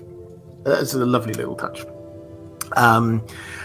Right, so let's go to Gina Z saying, "Hello, Robert, and greetings from California." Hi, California. Thank you for covering Rivendell today. You're very welcome. It's always been a bit difficult for me to envision the entrance to Rivendell from the books. I'm not sure the Hobbit movie got it right. Could you weigh in on this? I'm very happy to weigh in on this, because no, they didn't get it right. I quite enjoyed that scene, I have to say, in the Hobbit movies. You'll remember it. The orcs are there with their wargs, and they're chasing the dwarves and Bilbo and Gandalf over this land, and then Radagast is there, and he's got his sled with his rabbits, and these are Roscobble rabbits, and he just goes off, and the CGI's everywhere. That's not Tolkien. That didn't happen in the books, but I have to admit I really enjoyed that. Partly perhaps because I've got a soft spot for Sylvester McCoy, because I'm a Doctor Who fan, and I think that he did a really fun job of Radagast. Again, not particularly the Radagast we read in the books, but I just enjoyed it. But anyway, what happens there is that they're sort of trying to escape, and then suddenly they just find this rock, and then behind this rock there's this narrow way in that takes them down into the valley. That's not what happened in the books. Now, what I've done is I've got the description here. That is the description we get, which, if you remember, this is the inspiration for them. Tolkien said that the inspiration for the journey came from his time when he was in Switzerland, and these are the images that he has in his mind. He kind of almost cut and pasted here, and the situation is Gandalf has basically said that they're sort of trudging through this land, and Gandalf said, "Oh well, the last homely house is near here. We should go there." And the dwarves are obviously a little bit grumpy about maybe going to see elves, but Gandalf says, no, we're going to go and do this. And Gandalf is kind of looking around. It's clear that he doesn't know exactly where the entrance is. He knows it's here somewhere. Maybe he's forgotten it. He's looking around. And then we read this.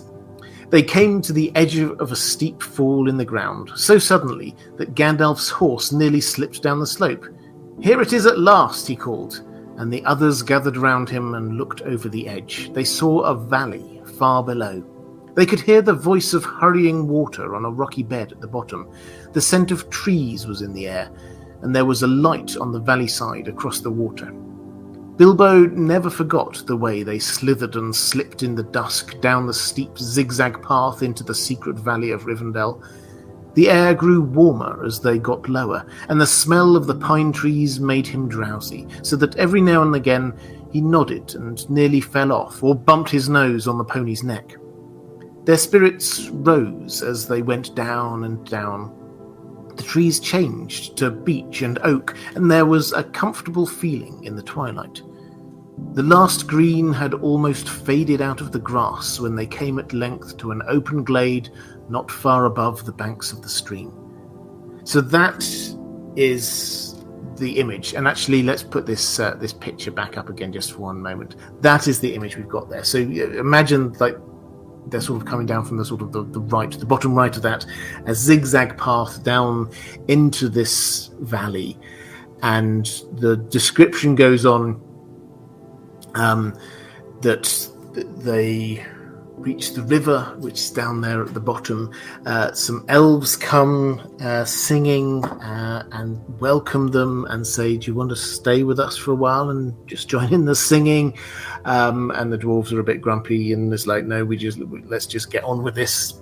Is there food over there? Let's go that way. And they head off over the river. Now, if you read Tolkien academics, you'll find that there's a lot, if you go back into the kind of mythology that Tolkien was massively into, this passing over a bridge, a stone bridge, over a river into a homely house is it's sort of like a mythological trope that Tolkien was just trying to get a bit of an echo of going on here. So they pass over the bridge and then they come to the last homely house, which is like this here. It's a house. It's not a magnificent palace or a castle. This is a house. Okay, so that you're saying is difficult to envision. For me, I think that is where Tolkien would have us be with this, is that yes, it is difficult to envision, but if you imagine something that you could completely miss, and then suddenly you're walking along and then, whoa, there's like a massive chasm in front of me, and there's just this little path that just sort of zigzags its way down. It's slippy, it's dark, you get down to the bottom, it changes, it's almost the climate changes. This was colder pines up on the higher ground, but then you come down, it's like there's a microclimate. It's warmer, oaks and beeches, there's the grass, the smell is amazing, the river babbling in the background. That's the kind of feel that you've got. This is welcoming you. It's not just like I've just found a safe place. This is something which is welcoming you. The sound of elves singing is in the air. This is supposed to feel slightly otherworldly, slightly sort of fairy-like, something that it feels almost too good to be true. That's the feeling that we should get as you're going down into the valley, into Rivendell. It's not just a house. This is a feels like, by the power of the ring, as we discover later, the power of the ring that is there, it feels like the outside world has just been held back and we've got this microcosm of something pure and perfect kept there.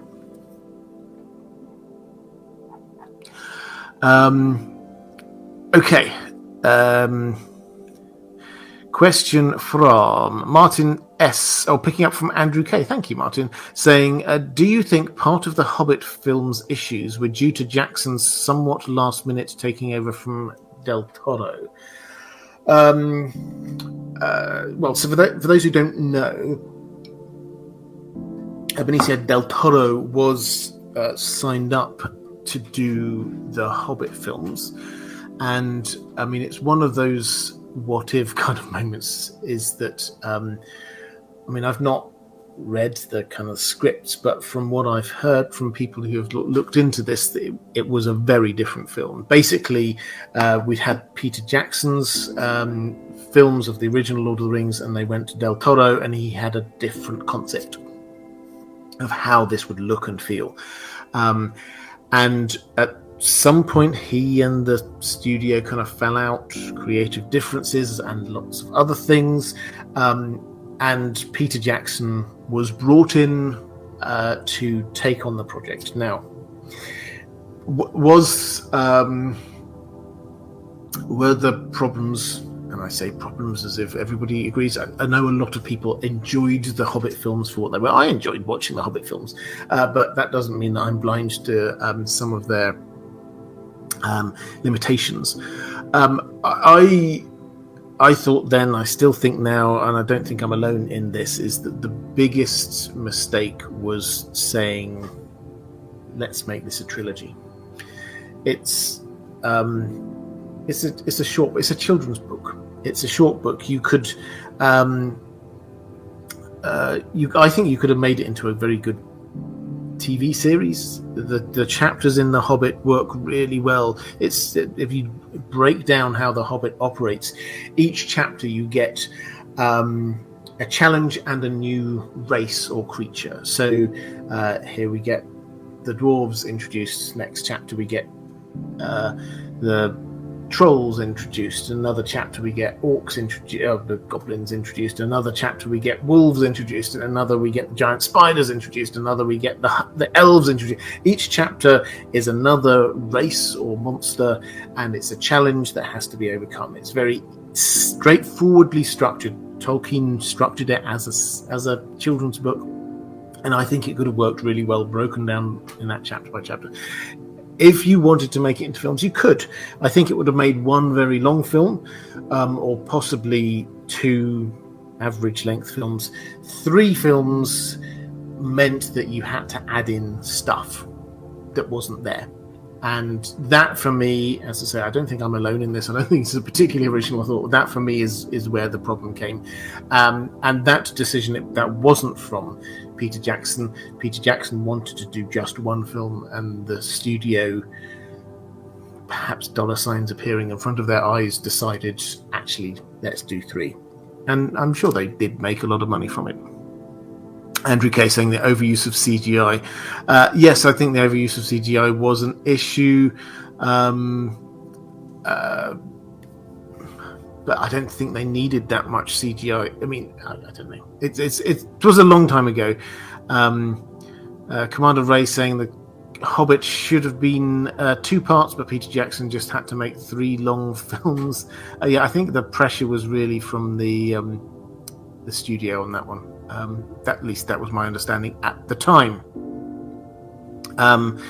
Okay, so let's go to Commander Ray. Left a question over on Patreon. What's the reason Rivendell was built where it is? How many elves lived there? And what was Elrond's title and responsibilities compared to Galadriel? And what I'm really trying to get at here is, what was Elrond's tax policy, and was the currency lembas bread? Okay, so the why it was built there, I think we've covered. How many elves? Tolkien doesn't tell us. The clear implication is fewer, quite a lot fewer than at its heyday. By the time we get to the Lord of the Rings, this has dwindled down to a number, and we don't know. But if this isn't a massive place, I've seen some estimates in the low thousands. I would probably guess in the hundreds, but something around there. This is not a massive city. This is not even something you could really call a town. This is a community. So that's the kind of the scale that we're talking about here. His title, he was the Lord there now, and in terms of his responsibilities compared to Galadriel, you have to understand they're 2 characters, because they took on different roles. So Galadriel, if you take her character arc as a whole, it's very clear when you read back through Unfinished Tales, but also the Silmarillion. Galadriel came to Middle-earth first. She started off in the Undying Lands and then came across to Middle-earth. She eagerly desired to rule lands on her own, without instruction. So Galadriel's character arc was that she wanted to rule. She wanted to be in charge. This is not... She was proud, is a word that is used a few times of her. These are not good things in Tolkien's book. He doesn't write this as like this is wonderful that she had these aspirations. He writes it very matter-of-factly, but it's very clear that this is not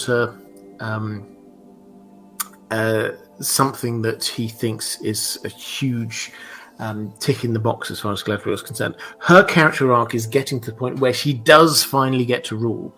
She gets to rule Lothlorien, and when she finally in the Lord of the Rings, that great moment of temptation, she's offered the ring, the One Ring by Frodo, which would bring with it ultimate power. She can turn her back on power. That is her character arc. Starting from the place where she really wanted power. She wanted to rule. She didn't want anyone to be instructing her. She wanted to do this herself. She gets to the place where she can rule, and she's offered more power, and she can say no. That's her character arc, ending in this point of humility, really. That's different to Elrond. Elrond, as far as we can tell, never really had this kind of desire for power. So how they're set up is slightly different. They have a very similar role in that they are each the person who has a ring of power, and that ring of power has some kind of preservation and defense mechanism for the area that they're in, Rivendell and Lothlorien. But which means that they have to kind of stay there basically with the ring. So they are synonymous largely with that area. But the way that they approached that changed. It was not changed, but it was different. Elrond started out not as being the I am big and in charge of everything, at least as far as we know. Galadriel was starting out wanting to rule. Elrond's tax policy and the currency was at Lembas Bread. Now, for those I did a while ago, I have taken them down, but they will come back, do not worry, quite soon. A series of videos about the economy of different bits of Middle-earth, one of which was the elf economy. Now, taking down these videos is as much as anything else because there's new information, or I think I made a mistake, or I want to improve things, the sound quality is bad. There is a book which came out last year, I think, called The Nature of Middle-earth, which, if you're a Tolkien nerd like me, is amazing. Absolutely fantastic. I hadn't expected as much. When I first got it, I thought, well, this is good and interesting new stuff. But the more I dig into that book, the more new things I find. Basically, Carl Hostetter, who's written it, he has basically done the equivalent of another edition of the History of Middle-earth that Christopher Tolkien did, collecting together his father's writings, editing them, putting them into order, covering off different issues, and just letting us see what Tolkien thought on a range of different issues. Carl Hofstadter in The Nature of Middle-earth has done that. He got access to all of Tolkien's writings. Could you imagine? You're just there, like, flicking through all of the... And Tolkien's, when I say Tolkien's writings, it's not just like, here's a whole load of computer files, obviously. Tolkien was the equivalent of, like, the crazy professor who was doodling things on the back of envelopes and, like, scribbling something here and crossing something out and then writing something slightly illegible in the margin. That was what, famously, in A Hole in the Ground There Lived a Hobbit. That came to him while he was marking exam papers, and he wrote it down on the back of an exam paper. When he had an idea, he just put it down on paper. And anyway, this means that there's lots of bits of paper with lots of different random bits of Tolkien's ideas that you have to somehow pull together. It's a mammoth task. The Nature of Middle-earth does that. And in that there is, I think it's 2 pages with the wonderful heading of the economy of the elves, or the elf economy. And I thought, I just have to incorporate this. There's some fantastic new stuff. So that's going to be coming back soon with extra added information direct from Tolkien. But at a high level, how did this work? currencies did exist in Middle Earth. They definitely was. There was money going around. Elves did use money. Certainly Thranduil did. We don't see that really here in Rivendell. Elrond doesn't ever sort of seem to charge for his services or have the here's your rate for an overnight stay in Shea Rivendell. That never really seems. He seems to be operating very much on a gift basis. So it's this kind of, in the same way we sometimes view the Shire as being this idealized agrarian society that came from Tolkien's childhood, really, in Sarehole and places like that. This is an even more a rarefied, idealized version of society where people are just working for the common good, as far as we can tell. So, did they have a currency? It's not clear. How did the economy work? Well, basically, there were smiths who did the smithing work. There were some people who clearly did farming. There were some people who did other things, and everybody contributed to the whole.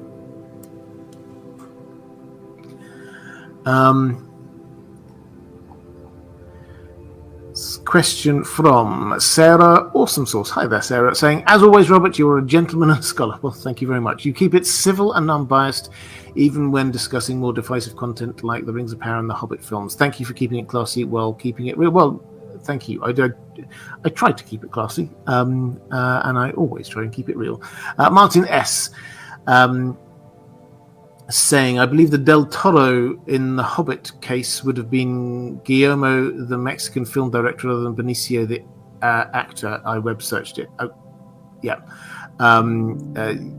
You're right. Director. I'm just getting my Del Toros mixed up. I do apologize.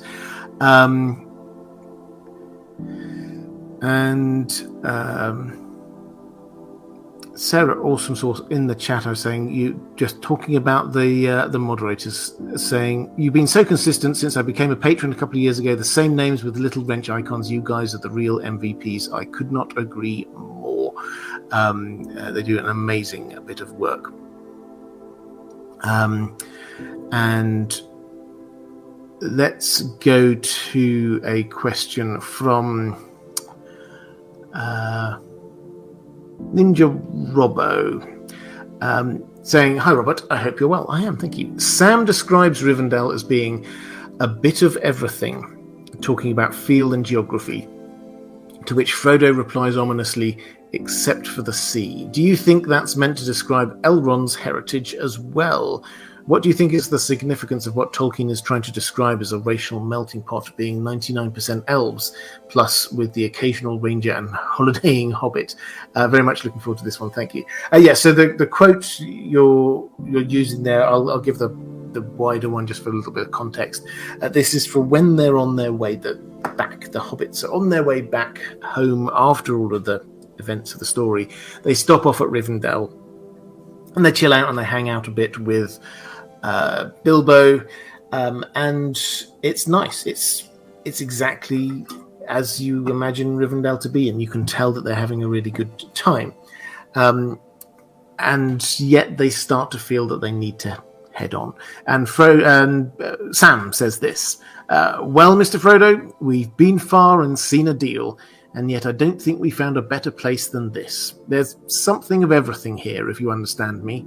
The Shire and the Golden Wood and Gondor and king's houses and inns and meadows and mountains all mixed. And yet, somehow, I feel we ought to be going soon. I'm worried about my gaffer, to tell you the truth. Yes, something of everything, Sam, except the sea, Frodo had answered, and he repeated it now to himself, except the sea. So, what's going on here? Well, this is trying to show a little bit of this flavour of Sam in his very simple way, but is incredibly profound, trying to show what is some of the wonder of Rivendell, which is this. It has something of all of these different things. It has the beauty of nature. It has the simplicity. It has this the the poetry. It has a brilliant architecture. It's got a little bit of all of the different things that they've seen. And this is ominous foreshadowing Frodo saying it doesn't have the sea. Because Frodo never beforehand, he never really pined for the sea. He was very happy in the Shire. The Shire is not next to the sea. But this is him starting to get this feel about sailing west. So that's what Tolkien is using this bit here for. In terms of the feel and geography, is this talking about, is Tolkien trying to show us something about this being a sort of a melting, sort of cultural melting pot? I don't think he does. I think there's a kind of a fine line that we're drawing here. Tolkien never pretends that this isn't an elf house. This is very much an elf place. But this isn't somewhere like Lothlorien, which is just elven and exclusive of others. When our heroes, the Fellowship, arrive at Lothlorien, it's very much they're welcomed by a group of elves who basically say, Legolas, we've heard of you. Aragorn, we know you. Who are these other guys? And Gimli, that's a dwarf. You're not coming in. So it's very much your name's not on the list, you're not coming in kind of feel. Rivendell is very much the opposite. So it is still elvish. There's no doubt about that, but it has these other elements in there which reflect Elrond's character. So it has got a lot of the history and the artifacts of the Dunedain and the Númenórean sort of history that came through from Arnor. That is reflective of Elrond. His brother was the first king of Númenor. Of course, there's an element there of that, and there are Gandalf is there, who's a Maya. The dwarves can come in and they are welcomed there. They're a bit grumpy, and some of the elves are a bit grumpy, but everyone is welcome. So this isn't him saying that this is a place which everybody is all together mixed up. This is an elvish place, but it's not an exclusive elvish place. This is an elvish place that welcomes others. And I don't think he's trying to make a sort of a wider point about that. It's well-trodden ground to say that Tolkien disliked allegory in all of its forms. Martin S. saying, no worries about mixing up the Del Toros. Thank you. Frodo basically did what Celebrian did. Go to Aman to get relief from psychological trauma. Yeah, he did. And physical as well, actually, with Frodo. This is a thing that is there very clearly. He suffers wounds which hurt on the anniversary of getting them, basically, when the Morgul blade went into him. Now, Celebrian, we're told, was healed of all of the physical hurts. It was just sort of the mental, the spiritual side of things. Frodo is he has the mental, the spiritual side of things, but he also still has some physical pain as well. But you're absolutely right. This is the feel that we've got here, is that Frodo just needs respite. And actually, George R. R. Martin kind of, I think, for me, he understands this very well. When he's talking about, we're not going to go off talking in much detail at all about Song of Ice and Fire on this stream, but when he's talking about the end, famously, when he says about the end and he's asked what the end's going to be like, and he says bittersweet, and the example he uses is the Lord of the Rings, and in particular he talks often about Frodo, because he sees this as bittersweet, is that Frodo did the job effectively. He got the ring all the way into Mordor. He is rightly a hero, and yet he got so damaged by this that he didn't save the world for himself.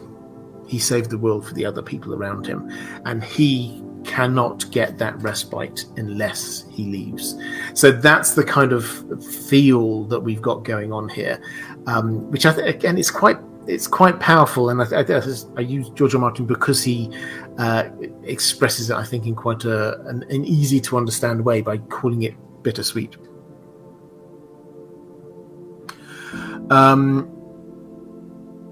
Cast Ballerina. Do Lothlorien and Rivendell have seasons? Does it snow, or does the preservation via the rings prevent this? Yeah, they do have seasons, and so they have crops as well. So Galadriel talks about this will be the last time you see. I can't even remember what you said. She said in Lothlorien, anyone sees autumn or whatever it was in Lothlorien. So yeah, they do have seasons. It's not like they're completely cut off from the world. Nature is there across the piece. It's just that magically these places are sort of the ravages of time are held back, is probably the way of saying it.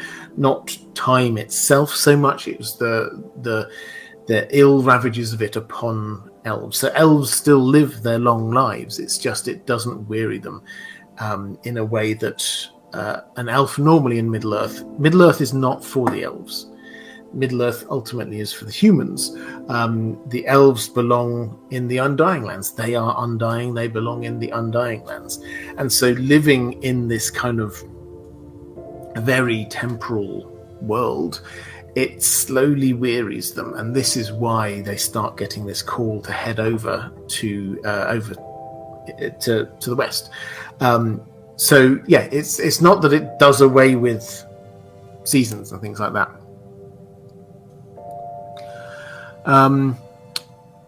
Andrew K saying, apologies if you answered already, but Sander in the chat was earlier asking for Tolkien-inspired baby names for his daughter due in a few months.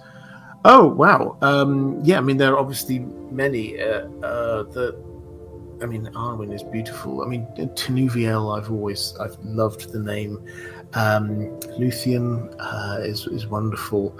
You start getting a few more tragic ones when you start going back into the Silmarillion. Eowyn again. I mean, there's some really good and strong characters. If you're wanting to take a Lord of the Rings name, this is a perfect thing to throw to the chat. What's your favourite female Lord of the Rings name? Drop it in the chat, and maybe we get a little bit of inspiration for Sander here.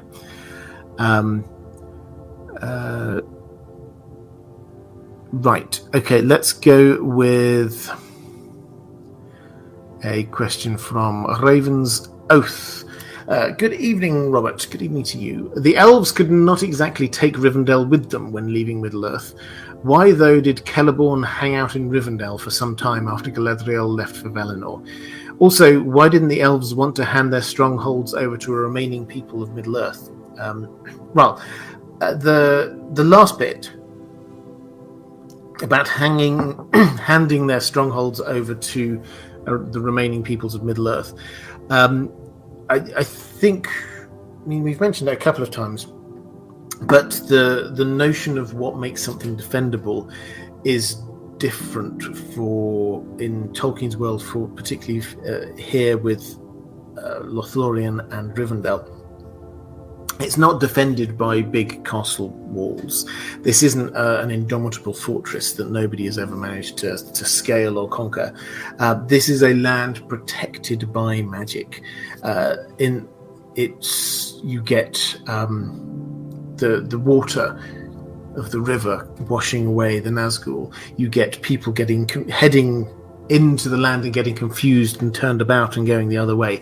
That's the kind of magic, but this isn't just a whole load of magic spells. Tolkien doesn't work like that. He has a very soft magic system. This is working with nature.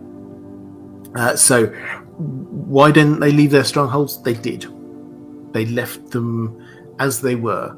And if people worked with nature, then they could be as indomitable as they were. Well, perhaps not quite as indomitable as they were for the elves, but it wasn't just like leaving a big castle. Why Why did Celeborn hang out in Rivendell for some time after Galadriel left for Valinor? It's because he did, yes. So he moved on from Lothlorien and he headed west, but whereas Galadriel went straight over, he hung around for a while. He did head west eventually. Why? I mean, we're not told exactly for him, but the general feel we get from all of the elves in terms of heading west is that it's when it felt right for them, when the calling happened for them. And you get Elrond and Galadriel very clearly.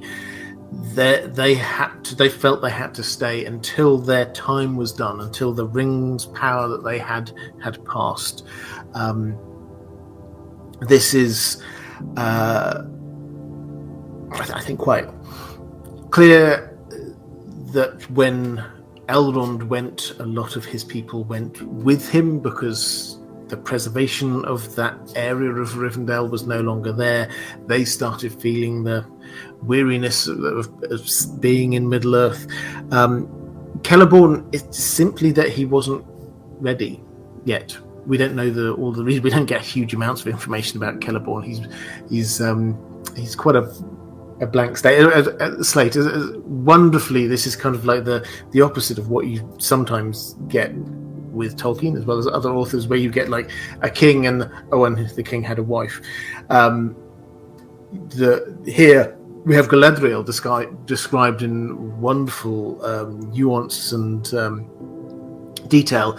Celeborn, not so much. So we don't understand all of his motivations, but it just wasn't right for him just then. Martin S. How bad was Frodo's loss for going to Aman? He never saw the Shire or Sam again, but I assume he got to live in pleasant lands with people who were good. Yeah, so he did probably get to see Sam again at the very end when Sam sailed west. But he left the Shire. He loved the Shire, but he was he could no longer enjoy it like he used to. He had changed. The Shire had returned back to something close to what it was before, but he had changed. And once he had written down what he needed to write down in the Red Book, the story, he felt that was then his time was over, and he needed to get that respite. So, how great was his loss, his sacrifice? It probably didn't feel like it to him. I think, yes, he was sad to be leaving people that he cared about and loved, but I think he just felt that it was the right time to move. And I think probably many of us in life have had this in various ways, whether it's in a job or whether it's a place you are, maybe even a relationship, and it's just like, I need to move on, and it's just the right time. And that, I think, is the feeling that we've got with Frodo here. He wasn't experiencing it and enjoying it in the way that he used to.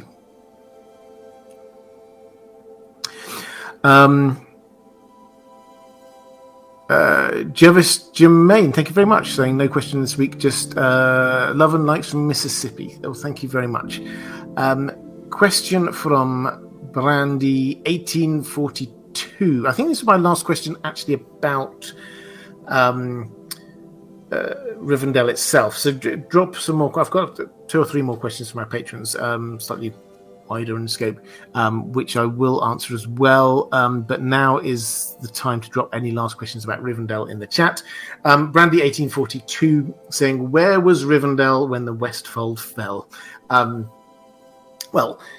I did a video. I can't remember whether I ended up calling it "Where was Rivendell when the Westfold fell" or "Where were the elves when the Westfold fell." But I did answer this in some detail in a specific video relatively recent. If you want the longer answer, I think the shorter answer is exactly where they should have been.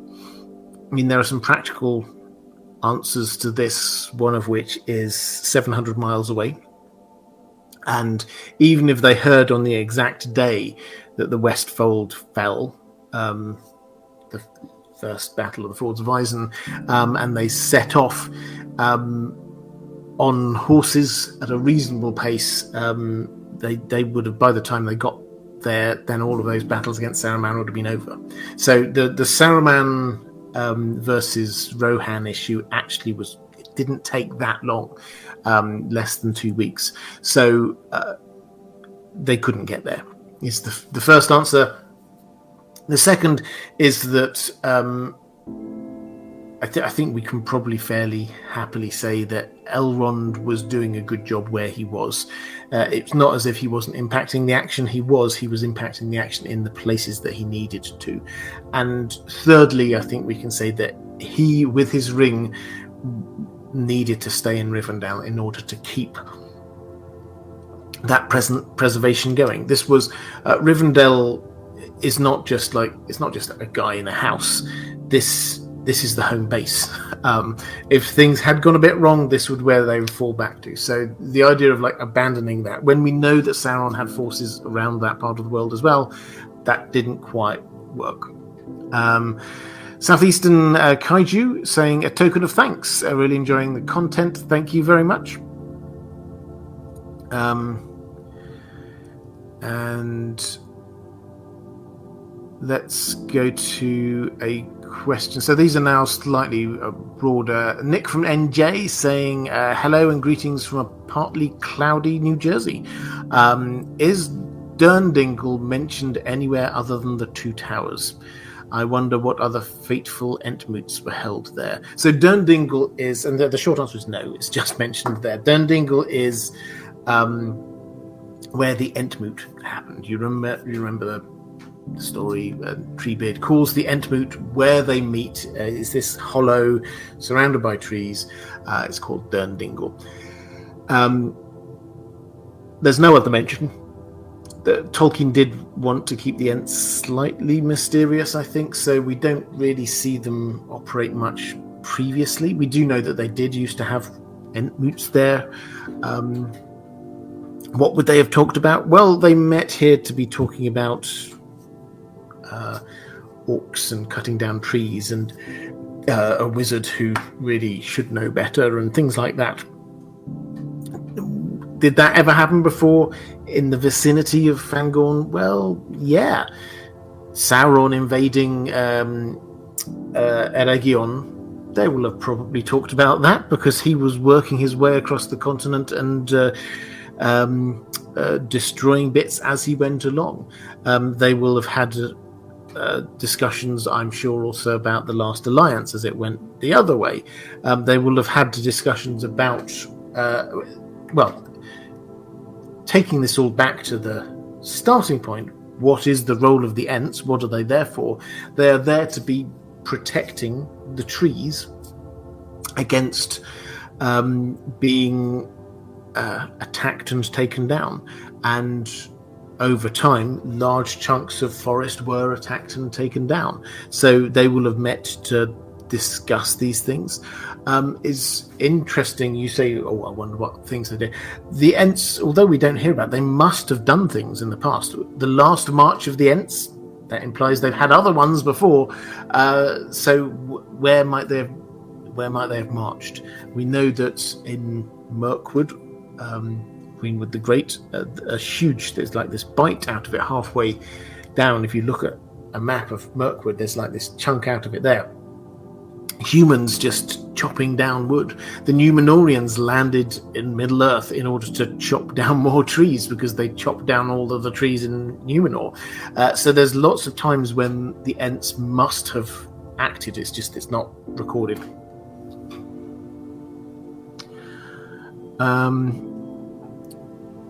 Caius Ballerina saying, on the subject of places in Middle-earth, what happened to the human Sauron worshipping lands in the east after his defeat?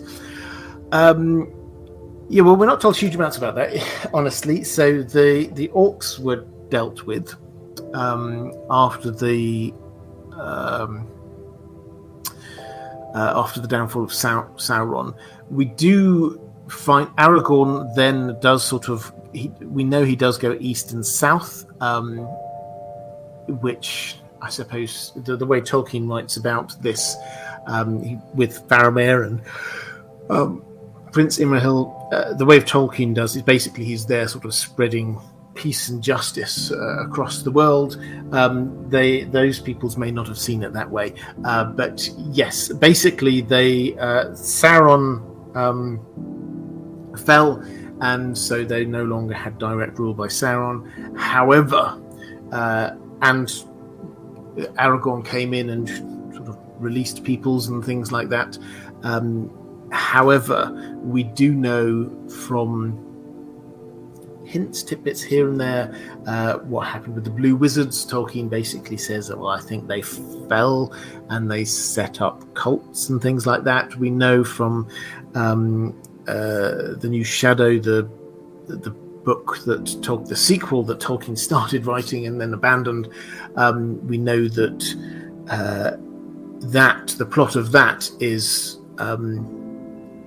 that people had forgotten about Sauron, and so basic worship of Sauron and the darkness sprouted up again. Give it another 100 to 200 years, it just started up again. So I think the impression is that there was some immediate respite. Aragorn went in and tried to make things good, but a lot of those places will have turned dark once more. Question from Masaba A. Lord of the Rings and A Song of Ice and Fire are both lore and intrigue heavy books with one key difference. Lord of the Rings is finished. Do you think the waiting and wondering enriches the experience, or does the complete product give you the same amount of wondering? It's a really interesting question. And I find it really interesting because I suspect if you put this to Tolkien, he would be surprised at the idea of his work as having been finished. And that's for two broad reasons. The first, that only 2 stories of his were published during his lifetime, The Hobbit and The Lord of the Rings. And the main bulk of his work, his time, was what we now think of as being the Silmarillion.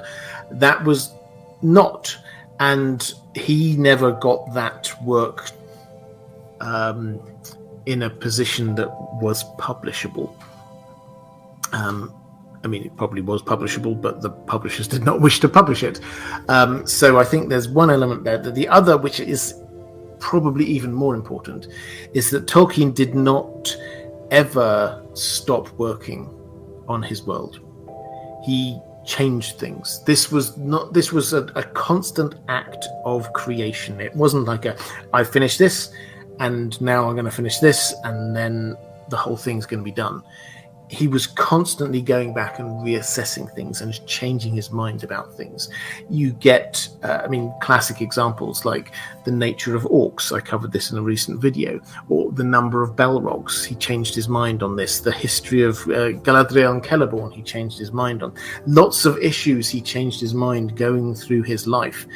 And there are interviews out there, not high-profile interviews, but just like interviews with newspaper magazines and things from when he was alive, when he is being asked such and such a thing, and he starts saying something, an Elvish word, and then he starts in his mind and saying out loud, conjugating the verb, and then changing his mind about what it should be halfway through and say, oh, no, that's not right. Maybe it should be this, not that.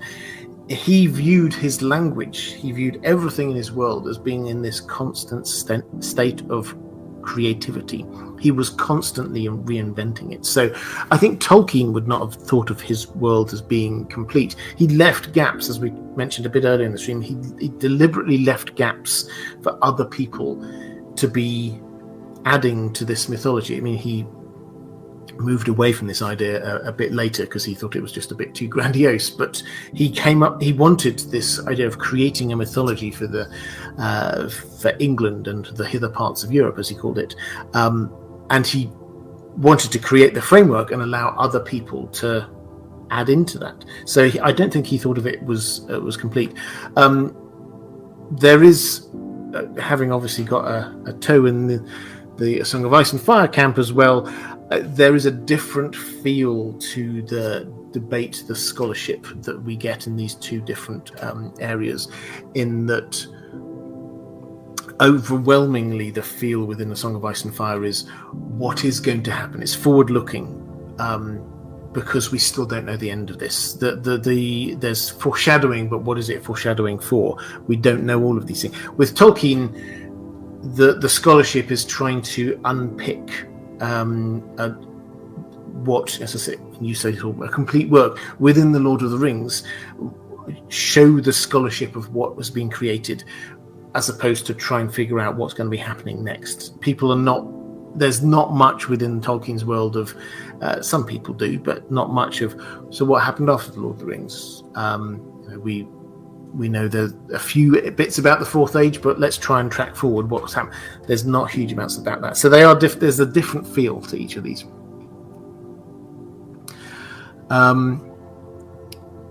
Samantha Drake saying about what was the population of Rivendell. Why had Faramir not even heard of it? Thanks from a mum of littles in Oklahoma. You keep my brain active. Well, you're very welcome. And hi, Oklahoma. The population, we talked about that a little bit ago, but if you're a mum of little people, then I entirely understand you're not picking up on all the things. We're not told exactly what it was. Various people have given various estimates. Those estimates tend to be in the hundreds or low thousands. When we're talking here about during the time of the Lord of the Rings. Earlier on, it was probably bigger. My instinct is it's probably more likely in the hundreds than the thousands, because this is never described as a big place. This is a homely house. It's something that has hints of lots of different, hints of palace without actually being a palace. Nobody ever looks at it and thinks, wow, this is so huge. So I think the idea that there's thousands of people doesn't quite fit there. There may be more sort of, with Rivendell, it does seem to have a lot more of a kind of an ebb and flow of people who are there. Sometimes you will get, so Elladan and Elder here would quite often be out ranging. Sometimes they would have a sort of a foster child from the Dunedain. Sometimes they wouldn't. Sometimes they might have somebody staying with them, like Bilbo say. Sometimes they wouldn't. Sometimes Glorfindel might be heading off, sometimes doing things, sometimes he wouldn't. So it does feel as if it's not just like people just sitting there. In the way that you get, say, Lothlorien or Mirkwood, it seems the elves largely stayed where they were. There seems to be a lot more movement in the Rivendell population. And why had Faramir not even heard of it? This is as much to do with Gondor cutting itself off from the rest of the world. It kept contact with the Rohirrim, with Rohan, but generally speaking, if you imagine the geography, you've got the Misty Mountains, which sort of cut the continent in half. Gondor didn't really think about the other side of the Misty Mountains. When Boromir goes to find Imladris, Rivendell, then he's trying to pick his way along a road which is there. They called it the Greenway. The hobbits called it the Greenway. It used to be the Great North-South Road, but it's been left to ruin, and it's now known as the Greenway because grass and everything has been growing over it over the centuries that it's been left untended. But it's very clearly a path that heads north-south from Gondor all the way up to where Arnor was. So it's Gondor having cut itself off, basically.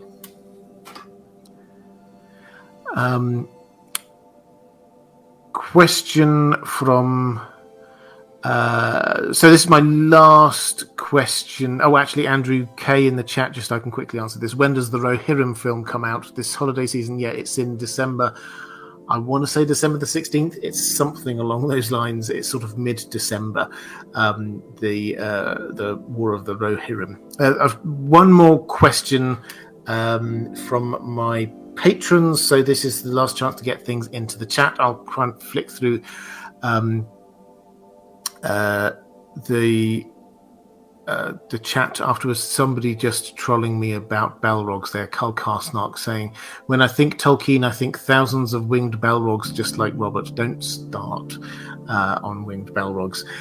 George R.R. Tolkien saying, salutations, Robert. I just wanted to ask what your streaming schedule will look like next month for the release of season 2 of House of the Dragon. So yeah, just a little bit of housekeeping, what I'm going to be doing here. So House of the Dragon starts mid-June, so a bit over a month away. It will be coming out on Sunday evening US time, so that's 9 p.m. Eastern time in America. That's 2 a.m. for me. People elsewhere further into Europe, probably 3 a.m. or something like that. So my plan is these Thursday live streams are going to carry on. I just do Thursday live streams these days, so I will probably turn those into general open Q&A. I suspect a lot of the time people might want to talk about House of the Dragon, but that's open for other questions as well. I will also do a pre-show live stream at 10 p.m. my time, which is 5 p.m. Eastern time, on the Sunday before an episode of House of the Dragon comes out. That one's not going to drag on for a very long time. We'll try and keep that one to 2 hours. I think I will focus that one very much, even more than I do these normal live streams. I'll focus that one in on questions from my patrons, and also I'm going to make those ones charity live streams as well. I haven't picked the charity yet, but that's what we will do through the season. So Thursday open Q&A, Sunday House of the Dragon pre-show live streams, and then on the main channel we will be having episode breakdowns and other videos as normal. Let's go to the chat. Lanquin saying the Dragon pre-stream isn't going to drag on.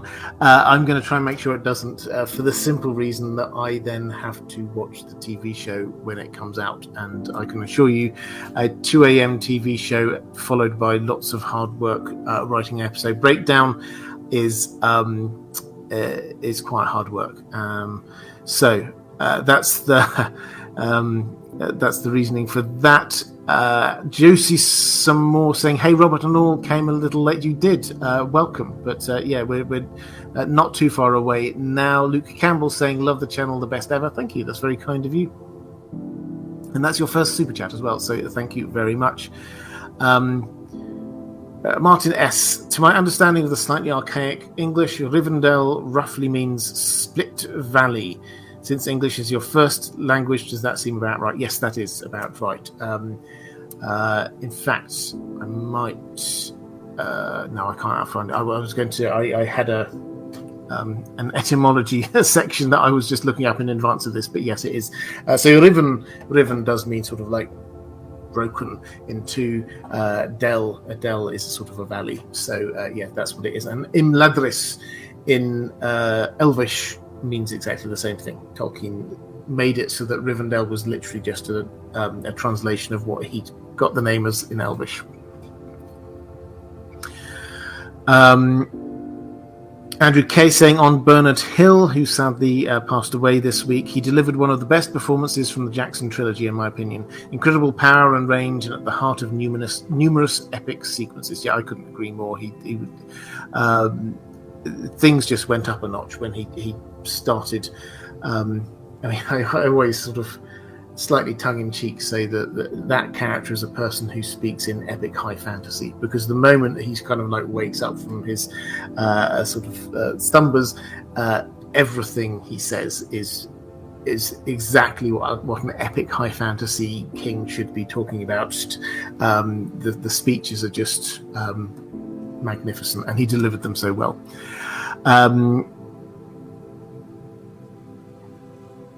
So yeah, I think that might be about it. So things coming up on this channel over the next week or two. I've sort of fallen down on the Song of Ice and Fire side of things. I've kind of fallen down a rabbit hole of thinking about Varys. So I've got a whole series. I did a random Varys video a while ago, but now we've got a Varys character study. What did Varys hear in the Flames? At some point, is like the Varys master plan. So keep an eye out for them. Those are a few things coming out. Over on the Lord of the Rings side of things, I'm doing something about the origin of the dwarves, which will be coming out quite soon, and I can't remember what else I'm doing, but normal 2 videos a week until we get to House of the Dragon, and then we're going to take this up a notch and go to hopefully 3 or maybe even 4 videos a week over there. But that is all for this time. Next week we will go back to the what we've been covering on Song of Ice and Fire. We finished off the Vale, so I think we're going to go over to the Westerland, start thinking about House Lannister and other places like that. So we're probably not going to do actually House Lannister itself. I will have a think about what we do, but that's where we're working our way through Westeros. So thank you so much. Moderators, fantastic as always. Patrons, my undying gratitude to you. Thank you very much. Some fantastic questions. Thank you for the super chats and the like. If you're watching this back a little bit later, somewhere around here is going to appear a link to other live streams I've done. Somewhere around here is a link to my Patreon page, which is the best way to support this channel if you wish to do so. Thanks everyone. Take care, and I will see you again soon.